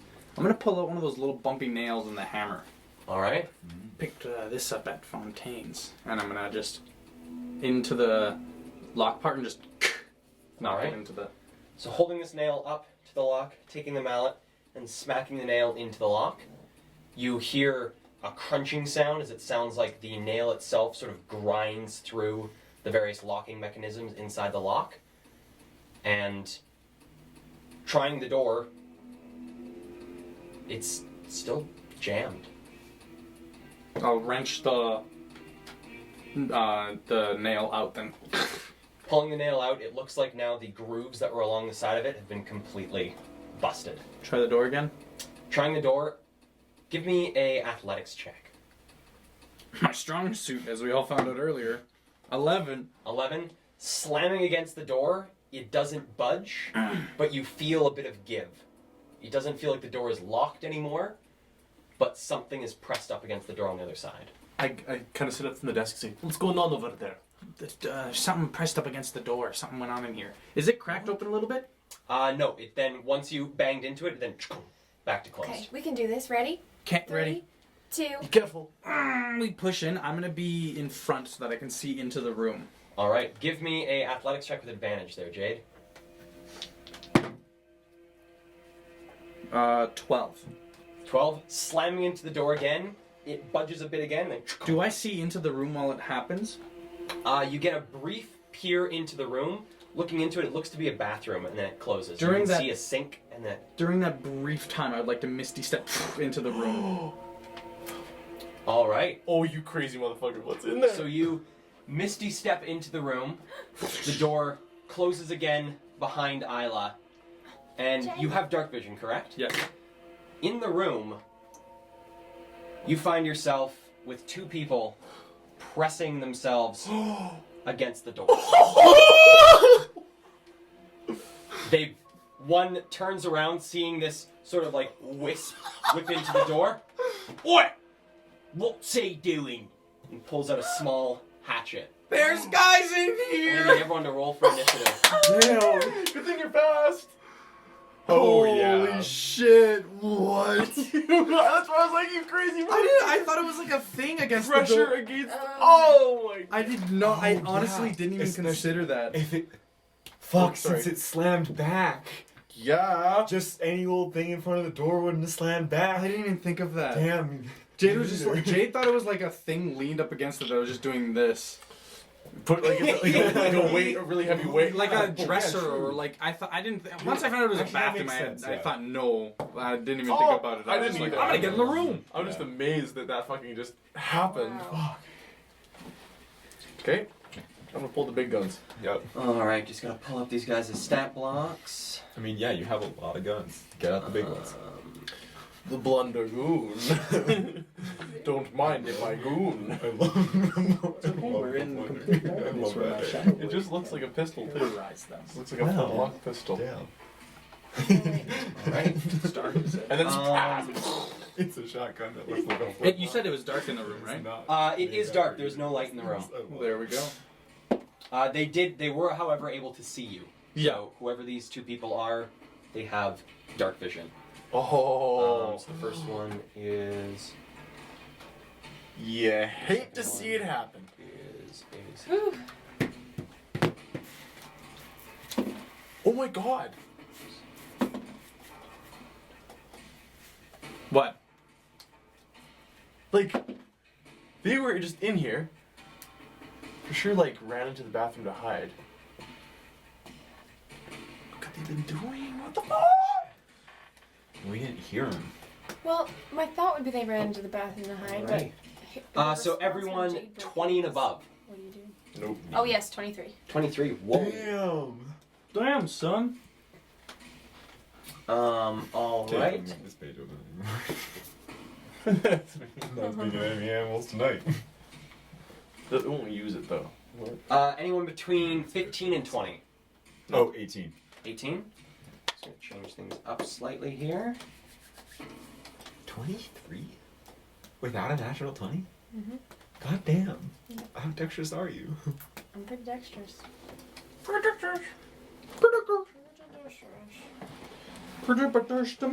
Alright, so you're pretty dexterous. Oh, what? Jumanji? I said Feathermon. Pretty Preta dexterous.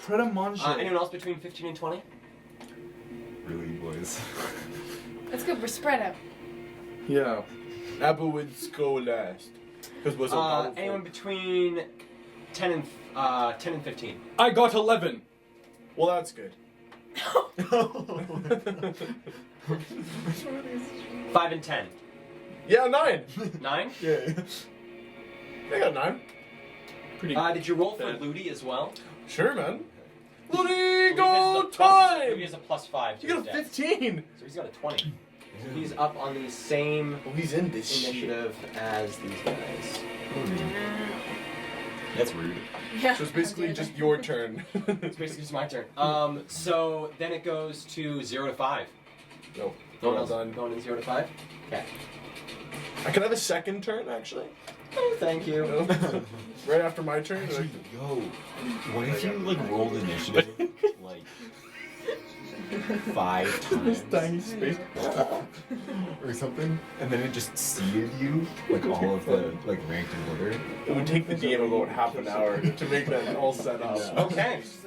So, Isla, what would you like to do? You're at the top of initiative here. And Jade just shouted out that. Jade just shout. You can hear muffled from inside. There's guys, and you also heard like the grunt from the opposite side of the door. Oi, who's that? Assuming that they've been shocked by Jade my appearing in God. the room with them, I'm gonna try to get into the door. All right, give me an athletics check. We need your body. Yep. Athletics? Yes. Oh, that's a minus. 12? 12. So 12 is strong enough to beat the one person that is leaned up against it. Yeah. So pushing into the room, Oh my god. you find yourself, as you push the door away, door opens up this way here. So the door is now open to here. Is there a shitter? There is a shitter in this corner. It's drowning in the toilet. That's what I'm What thinking. I'd like to do is push the door open, and then Oh, yeah. as it's pushing open, I'd like to pull out my dagger and just sink it into the first person that I see that's not Jade. All right, give me a roll to hit.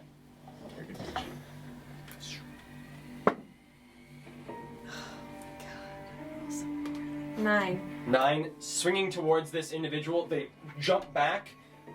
You recognize them. They are. This one is human. They're wearing what looks to be just like leather armor, bit of like a leather hood covering their face, and they have quite a beefy look to them. They're quite svelte. Okay. Now with the door open, there is a bit of the dim light that's been filling the house now from this upper level with the sunlight coming in the upstairs windows. Dim light now sort of spreads into this room. So swinging towards them, they're able to jump out of the way, and pulling out a small hatchet. Who are you? Who are you? And with that, we now go to the member that first saw Jade. He's going to take a swing at you, Jade. Shit. And it has, pack tactics. Ha! One is a 6, one is a 9. Both miss. But it's 9 plus 4, so it's a 13 to hit. Still misses. Still misses. Oh. So this One off. individual swings at you. You notice now with the bit of light coming into the room and now being able to see a bit more clearly, it's swinging at you with what looks like a butcher's knife. Jesus. As a butcher's cleaver. That it swings at you. Oh, get back here! And it's going to swing back at you again. That is a 8 to hit. No. So swinging again, you're able to get out of the way as another cleaver arcs towards you, shattering a number of the sort of tile panels on the wall of this bathroom as the cleaver contacts the tiles themselves. My lord. With that, we now go to Ludi. So, Ludi, hearing the commotion upstairs, believe Ludi's speed is 5 feet slower than you are, so he's 50. 5, 10, 15, 20, 25, 30, 35, 40, 45, 50. He's going to come to here. Or, no, I'm going to say he's going to come to here and is going to make a perception check to try and figure out where the sound is coming from. Natural 1. Oh no. And so is going to percentile dice. Cool. Is going to look into this room, seeing Rex. Rex! That was really good. Thank you. Brayden, if you're watching this, pretty good. Abby, it is now your turn. Oh, heck In the yeah. basement, you hear Ludi book it up the stairs, call out Rex. You've just heard what sounds like some tiles shattering above you. Heck yeah, time to run and gun. All right. Up the stairs, 55 feet. 5, 10, 15, 20, 25, 30, 35, 40, 45, 50. You get to the corner here. With your passive perception, I'd say you know that the fighting is occurring to your left. What can I say? I'm So you still have 5 feet of movement, if you'd like to move another 5 feet here. Yeah, I'm gonna do 5 feet, and then I'm gonna... This mother. What are the chances that I know that someone's on the other side of the wall from me? I'd say without making a perception check. I do Like have the an door. action I have the perception door. check? Like I'm in the door, right? Yes. So it's open. But just that, like, Like, someone is where on the the wall opposite side of is? the wall. Oh, Yeah. I see what you mean.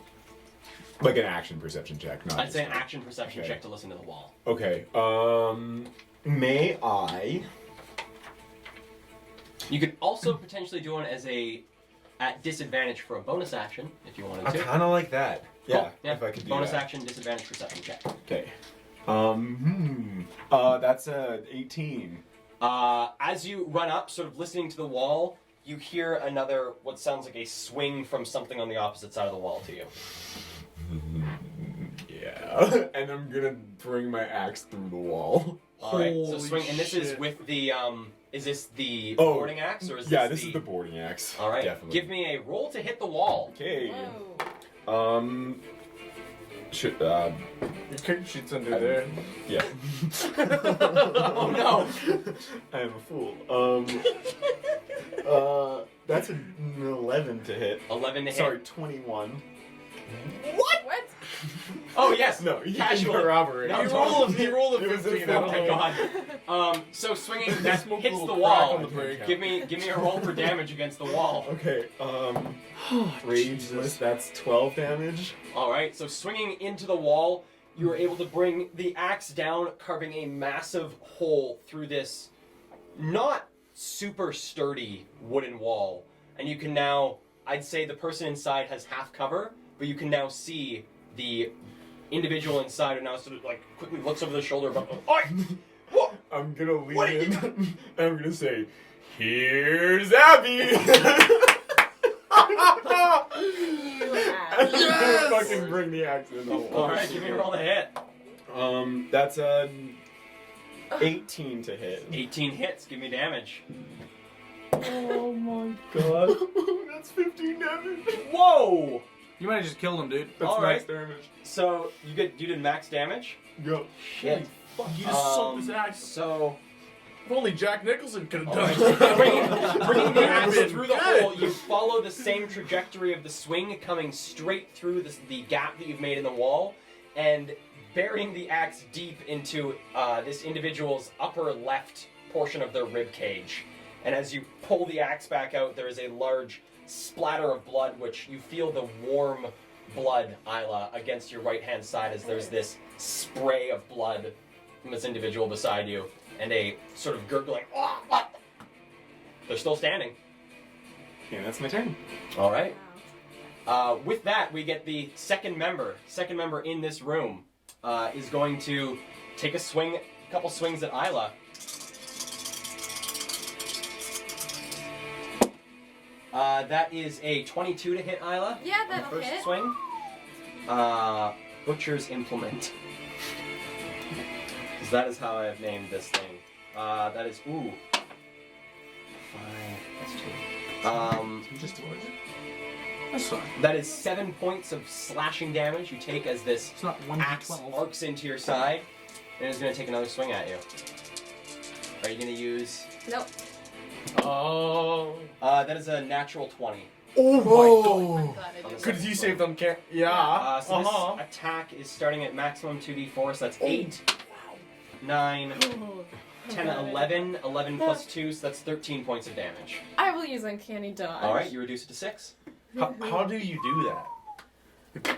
What happens? What? It's swinging in for a shot at the head Oh, with this butcher's cleaver. because it just hit me with one here. Just right? hit you with one in the side. And it's like coming, and I get to like see it like just here and go, oh shit. And you feel the blade still grazes your forehead, Oh my but stops God. from a full-on impact with the forehead. And looking at him, you can feel the warm blood beginning to trickle down your face. That's uncanny. That is uncanny. Damn. With that, with those two swings, you watch as this individual in front of you sort of looks over at his buddy, who now has a hole in their left-hand side, reaches into their coat pocket, and pulls out what looks to be a small star-shaped cookie, and pops it into their mouth. What the fuck? It's a suicide cookie. No. With It's that, gotta we go to be. Jade. What else would it be? Well, in Mario Bros. Oh, I guess it's probably He's drugs. turning invincible, Probably yeah. It's probably drugs. I actually thought he was killing himself. It's my turn. It's your turn, Jade. Yeah.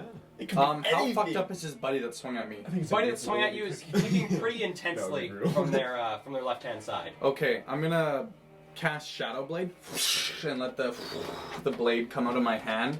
And I'm gonna look at the one who just put the cookie in his mouth and said, "Now why don't we have a chat?" And I'm gonna stab his friend in the lower chest area. All right, so you are in dim light, so the attack does have advantage.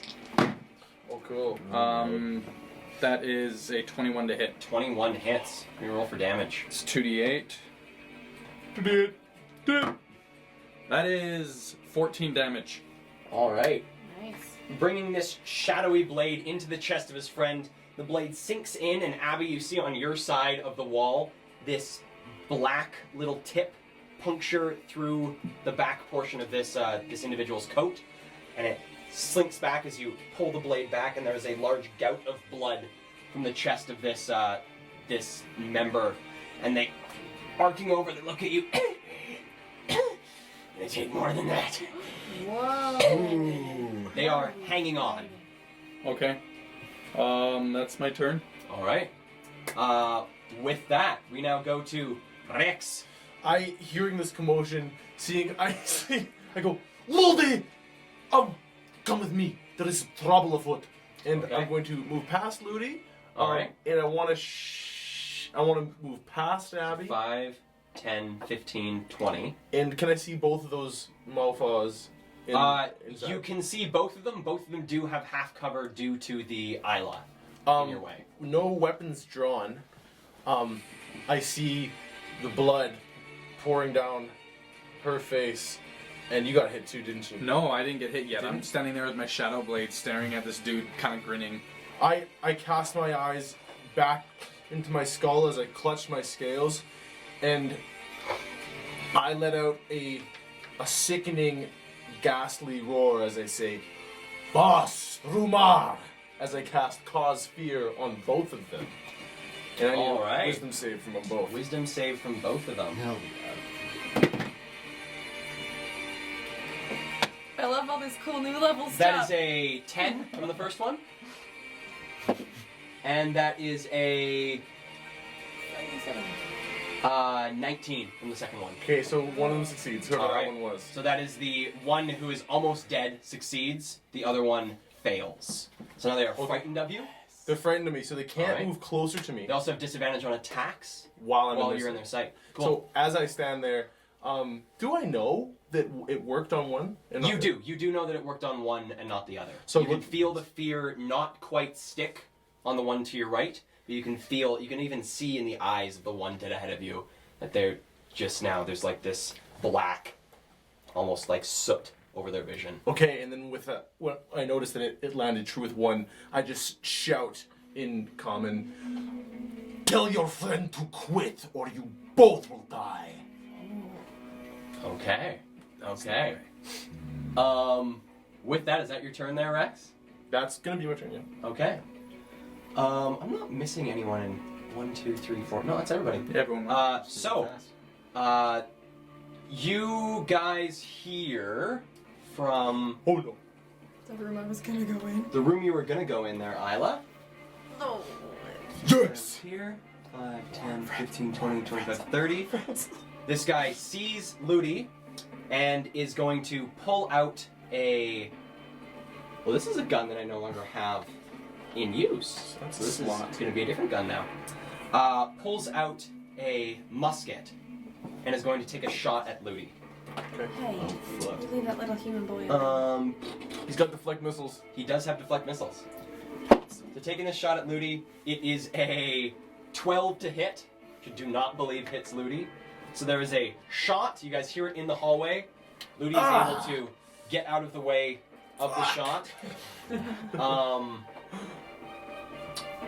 And Ludi also sees this individual pulls out a star-shaped cookie and pops it into their What mouth. is this? I don't like this.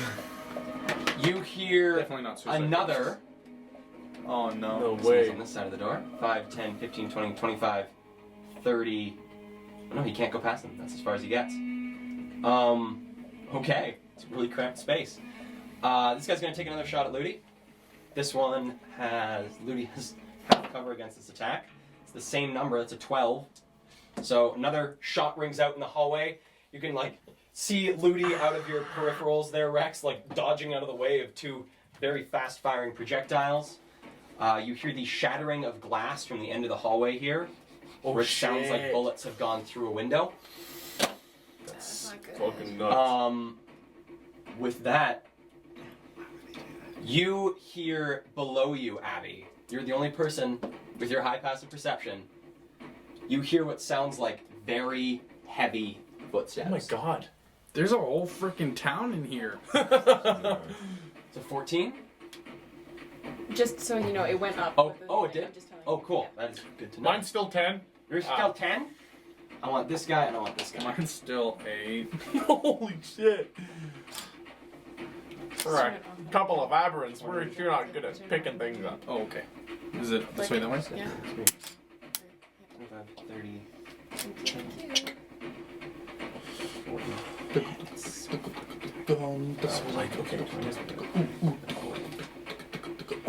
So you hear what sounds like some very heavy footsteps coming up the stairs. And then from this room, So many of them. Rex, you hear more heavy footsteps. These ones you can actually hear. Hell yeah. Of this, what might have been a person at one point, is a massive, thick-armed, thick-bodied, looks like a bodybuilder ate a bodybuilder. They are this huge, huge person. Bits of them seem twisted. It seems almost as if they have these growths growing out from their neck and their shoulders and their arms. Glancing at the hand, it looks like there are 3 or 4 fingers coming out from the forearm itself. The body appears to have a number of mutations across it. As it comes around the corner, reaches over to its back and pulls out a large blunderbuss. Holy fuck! No! No! And takes a shot. Please God, no, don't hit me. So it's at advantage because it is within 5 feet of you. Does double damage. How did we not notice these things? Doesn't it just do double damage if it hits? No, it has advantage on you. So in everything behind you, so the people who are getting hit right now are all 3 of you, Rex, or have a chance of being hit, is Rex, Abby, and Lily. Also, it's on advantage against me. On advantage against you. So against misfire, them, that is a natural 19 plus 2, so 21 to hit. Yep. Against Rex, it is a natural 16. So it's still natural 19, so hits everybody. And that is... Everybody in the... Even me? No, just those 3 people in the hallway. Wait, and Moody? And Moody. Can you like catch the bullet? Unfortunately not. With a blast? With a blast weapon.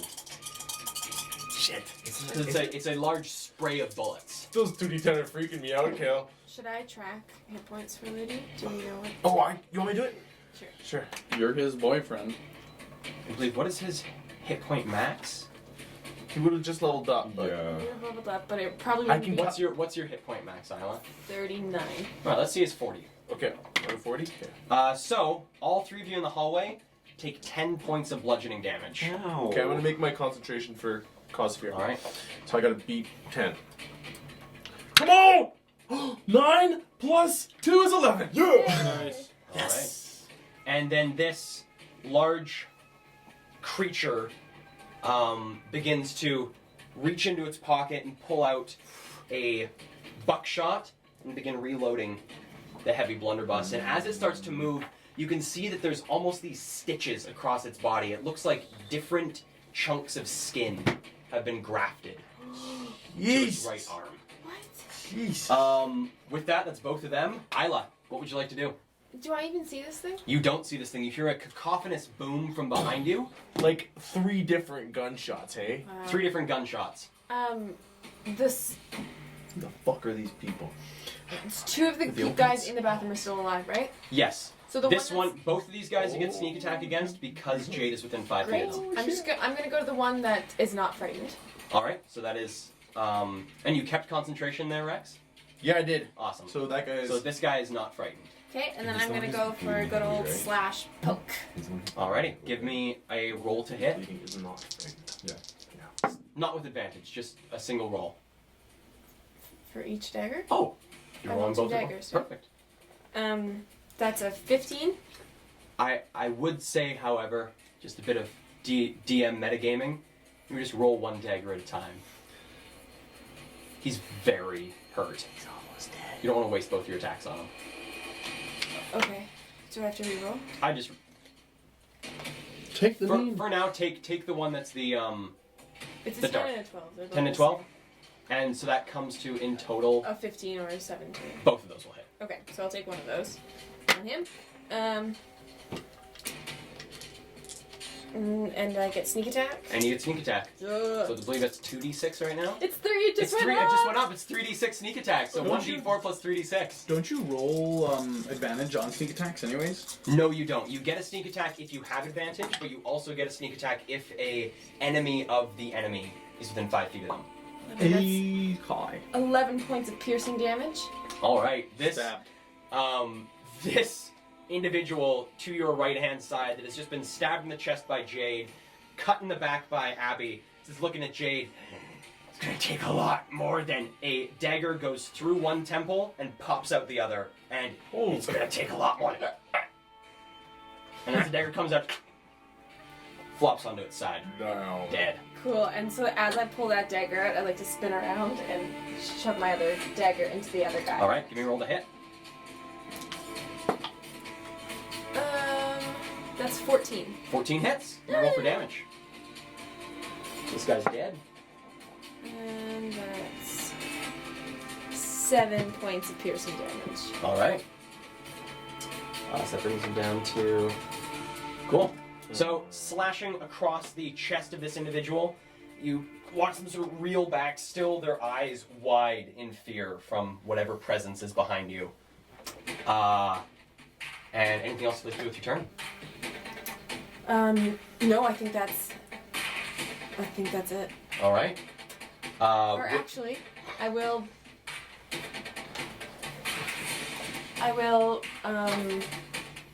bonus action No, I use my bonus You action. use your bonus Yeah, action. no, You I'm could done. move if you wanted to move around them. I'm done. All right. Yeah. It is now Ludi's turn.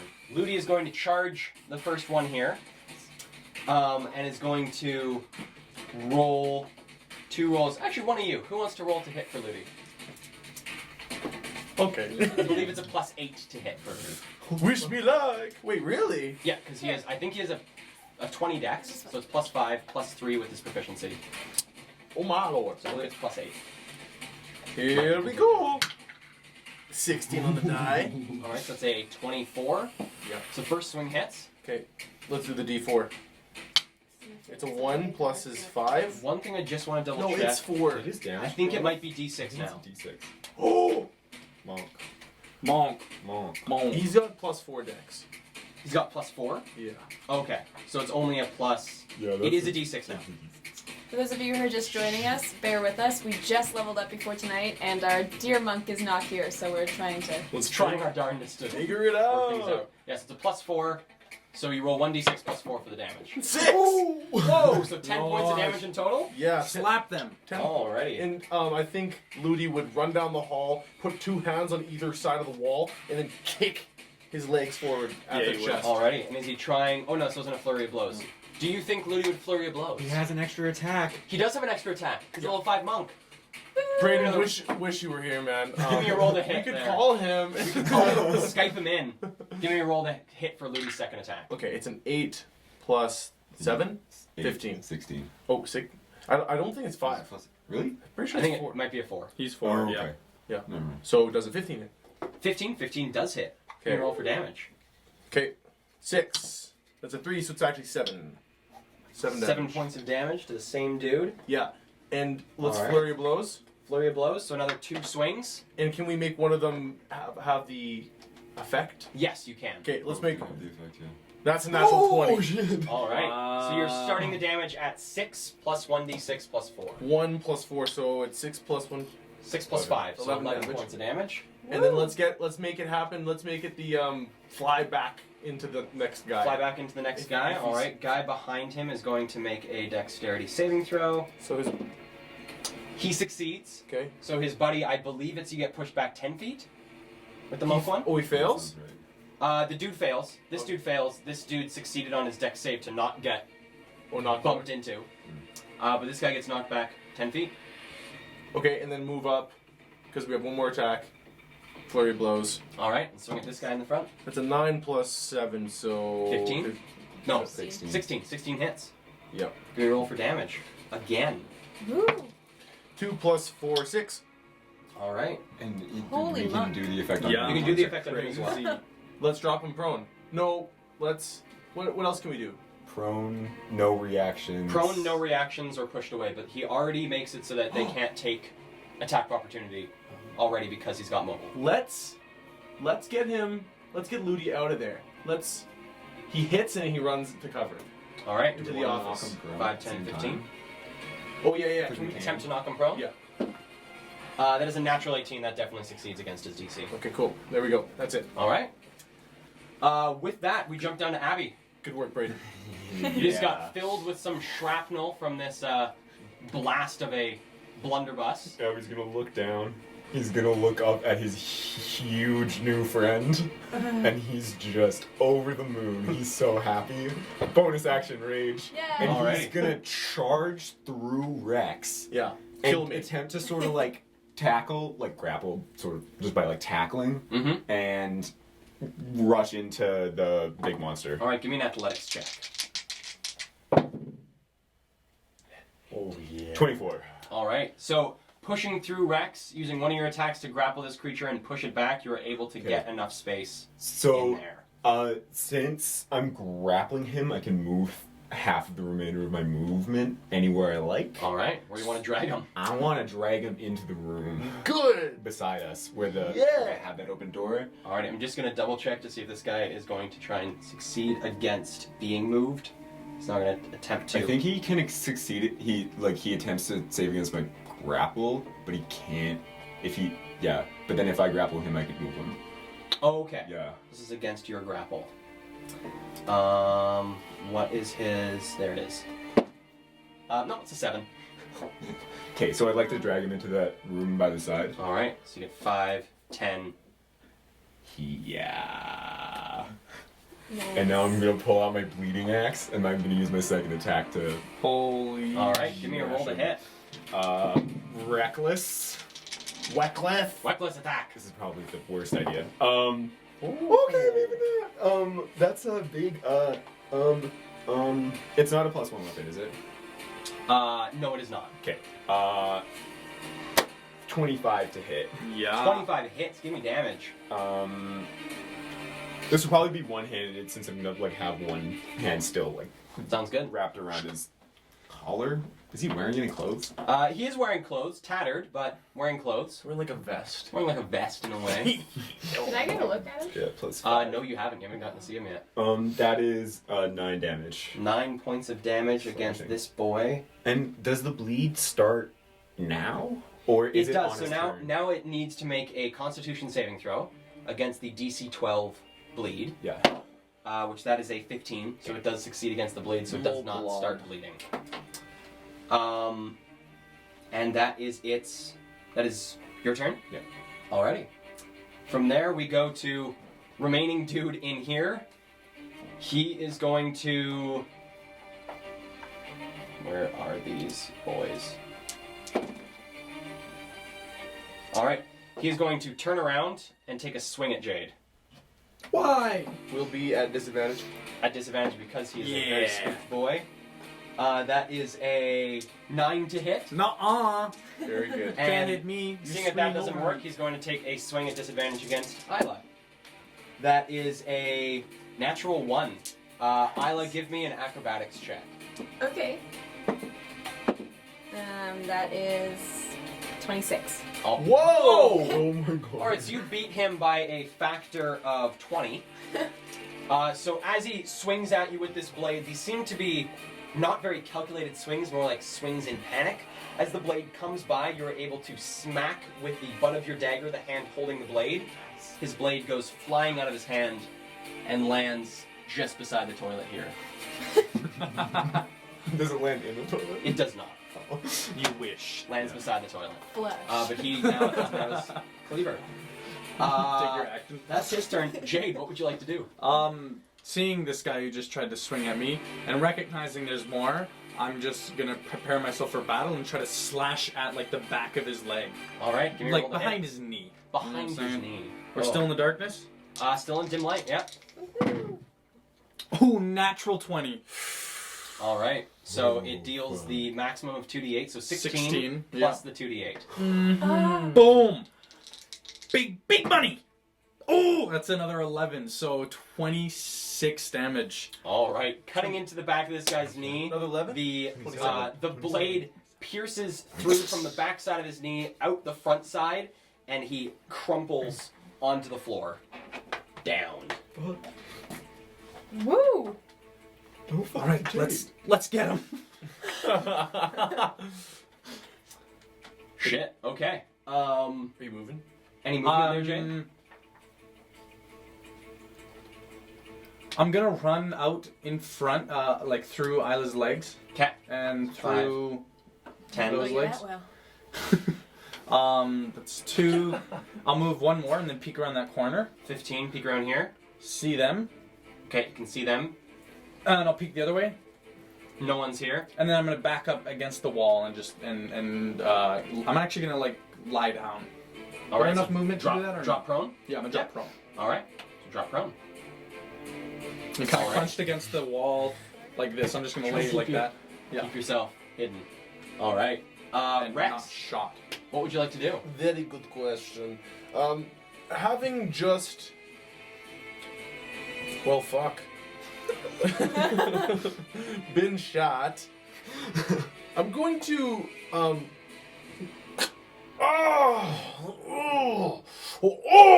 See, I'm becoming tackle this guy. Then I just hear like a sickening thud in the room next to me. And I look around, I see 2 people just get gibbed in the fucking blood bathroom. And I hear like gunshots. The bathroom going is on. also soaked in blood now. There's Yeah. like a thin skiff of blood across the floor. And I'm imagining also like 80s kung fu movie sounds coming So, Wilhelm scream. I'm going to choose the room that the angry barbarian is occupying. All right, so going 5 feet, you find yourself against the bloated, sort of ripping through the shirt of its that it's wearing body of this creature. You see on its back, although it has just pulled this blunderbuss off, you see attached to its back by about 4 different belts is a massive cleaver. Looks to be a butcher's cleaver if it was meant for someone Giant. like a giant. Holy fuck, that's crazy. This guy's fucking huge. So, being careful not to aim for that, I say, let's give this Blundergoon a try. I'm going to point it at his spine. However, I don't want to blast and hit Abby. Can I do that? I mean, you've done it once. With the cone, with the way that the cone faces, the only way to hit him right now is to blast towards Abby. Abby will have half cover from the attack. Can't you step through your friends? That's... Oh, he's... Abby's this in the bad, room. dude. Oh, Abby's thing's bigger than his. He loves, Abby's thing is bigger. you know. Abby loves... You know what? I don't care. He also has resistance. He's Yeah. currently I raging. am, And as I realize I haven't cocked it or loaded it yet, I pull back the hammer as magical ammunition loads it, and I say, I know you're looking out for my well-being, but right now I'm not looking out for yours. And I'm gonna shoot through this thing, and maybe I'll hit Abby. All right, so give me the first roll to hit, which will be against Abby. he has advantage on me too because I Okay, went so reckless. you just roll both dice. Okay, fine. I'll do Nat it. 20, nat Oh, 20, I nat need 20. to mention, I'm going to, as my bonus action, Yeah. cast Hexblade's Curse on the big person thing? in front of me. Cool. And that's just indicated by me pressing the barrel to its spine, and I can feel the boom heartbeat through. It is a very odd heartbeat. And that sort of just makes me pull the trigger instantly. And it's A 19. Oh my god. That's So a you crit. You crit on it, but you don't crit on Abby. That's the best my possible God. number. Yes, it is. Oh, So my roll the God. I'm alive. 2d8. Okay. Oh shit! Come on. Get over here, Dice. 2 crit turns in a row, man. Wow. Okay. 5 and 7. So that's 13. 13 plus then the Oh, sorry. 12. 12 plus the mod, so plus your charisma mod. Fuck. 12 plus 6 is 18. So you take 9 points of bludgeoning damage. Plus 6 is your charisma mod? And I have +1 weapons with improved pack weapon. Whoa. Shoot. So Shoot is right. 12 plus 6. So is you 18. shot 18, so you take 9 points of bludgeoning damage there, Abby. Ow. And the extra is This dude 16. is 18 plus 16 is 20, 30, 34 points of damage. Combat never goes this well for us. Yeah, we're doing super I'm shooting at like the base of the spine, pelvis down. There is a massive explosion as shrapnel fires through this creature's body into you, Abby. You can see the bleeding holes pouring this like brackish brown blood from this creature. From your perspective, Rex, the whole like right-hand side of its back has just been blown open, and there's now this brown blood dripping from the wet wound that you have now created. The additional +3 damage from my proficiency bonus Goes into it as well. will be me just pushing the hot barrel into Alrighty. the wound. And that ends my gruesome turn. That is disgusting. Alrighty. So You're just these cauterizing his guys- wound. Oh wait, I'm actually gonna move though, because that guy's got a gun. So I'm gonna move. With the recoil of the weapon, I'm gonna back up into the bathroom with Isla. All right. This guy can take an attack of opportunity against you. Oh fuck, really? You are leaving his reach. Oh shit! I thought he didn't have a. He can do this. Yeah, you know what? I'm not gonna attempt it. Although he's probably gonna try to get. Yeah. I'll stay. All right. These two guys in the hallway, no one really has eyes on them, so no one quite knows what they're doing, but they are, so you don't see something very special happen, but they start setting themselves up in the hallway here. Something happened with that cookie. So no moving from that side. This buddy, Oh gosh, 5, there's more? 10, 15, 20, 25, 30. He runs up the stairs. Uh-oh. He might just hit me while I'm prone. 25% chance he sees, 25%, 75% chance he goes for Ludi, 25% chance he sees Jade. So 25 and lower. So 25, so it's a lower chance that he sees Jade. So goes for Ludi. Ludi sees this massive hulking figure that fills the doorway and then some. Oh, It's another one of these things. Pulls off from its back this massive cleaver that it swings into the ground. There's a thud that echoes through the house as this cleaver lands against the ground, and it grabs it and bringing it through the top part of the door. It's going to swing down at Ludi. Shit. So this thing is, that is a natural 20. Oh, that's really bad. So, fuck, that sucks. There are crits coming at the wazoo right now. That's 3 crit turns in a row. Yep. For those of you watching, I'm just about to tweet a picture of our current battle map on our Twitter It's a lot of damage. at That's Dungeons 38 MDM. points of damage. He is down. If he's got 40 health. Ludi is down.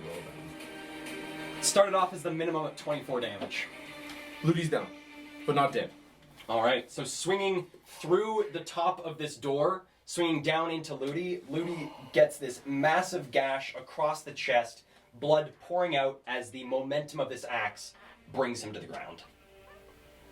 The creature then... Does he let out a shriek? He does let out a shriek, quite a loud Ludi shriek, as Braden would argue that he makes as loud of a shriek as he can. Absolutely. I got you, B. I can see you, Braden. And then turning around... He's here? What? Braden, come on down! Oh, no! Kale can see him. Oh no. It's going to take a swing Hi. What? at you. Oh wait, no, this one doesn't have multi-attack. Thank our lucky The stars. other ones do have multi-attack, this one doesn't. Hello. It turns towards you and looks down. You can see like the mucus and pus just dripping from this thing's face. Is this a manual transmission car? Cause damn, that's clutch. With that, we now go to this one here. From behind him, Rex, Yeah. you see this brown, twisted sinew begin to knit itself back No together. way, No. Joseph. Stop. Seriously? No way. This guy's gonna fucking die. Oh god. With Ludi bleeding out in the office, this creature beginning to regenerate its wounds. That is where we are going to end the session. Unfortunately, we've gone far beyond the usual duration of our sessions, and so this is where I'm going to have to call it. I want to play forever! Thank you guys so much for sticking around and watching this episode of Dungeons and Drama Majors. We really appreciate all the support we're getting from you guys. If you guys have a chance, and you haven't already, to like and subscribe to us on YouTube or give us a follow on Twitch here. We are so very, very close to hitting our 75 follower landmark, where we will be doing a giveaway to, we will Everybody roll... loves free stuff. Everybody loves free D&D. stuff. Everybody loves free Free D&D D&D stuff. You could win it. I'm gonna send you my hair. I'm gonna cut all my hair off. We're gonna put it in We a said box. it can't be his socks, so it couldn't be It his can't hair. be my socks. It'll be my head. Also, we have a couple of things happening right now. We're doing an AMA talkback as we just finished our first quest of our show as a group. So if you have any questions for us, leave them anywhere, and we will do our best to answer them. And we have a Meet Your Players series up on YouTube. The first one we did is Sheldon. We released his a couple days ago, and so if you're curious to get to know this weirdo, check that out. Not that weird. Pretty weird. Pretty weird. Weird enough to record everything we say that's funny in a I- session. And with that, we are going to go to the quotes from Sheldon here. Okay, so this one was right before we started. I slightly bumped her character sheet, and she turned and went, "How very dare you!" So this was Abby. Can I see it? Like with my eyes to one of the stupid shopkeeps. Also one of the stupid shopkeeps, Schmert. Schmert. Had to say it twice. Had to say it twice, yeah. Holds things of interest. I'm talking about a bag of holding. And this was Isla. Should I play bad overseer or good overseer? That was funny. Bad cop or good cop. Those are the quotes. I also want to say everything that came out of Ben's mouth tonight was a quote. Yes. Honestly. We're all going in one direction. And with that, thank you guys again for watching. We will catch you guys next week, same time, 7:30 Mountain Time, 9:30 Eastern Standard Time on Twitch. We'll see you guys then next Sunday. See you Sunday. See Catch you guys ya! later.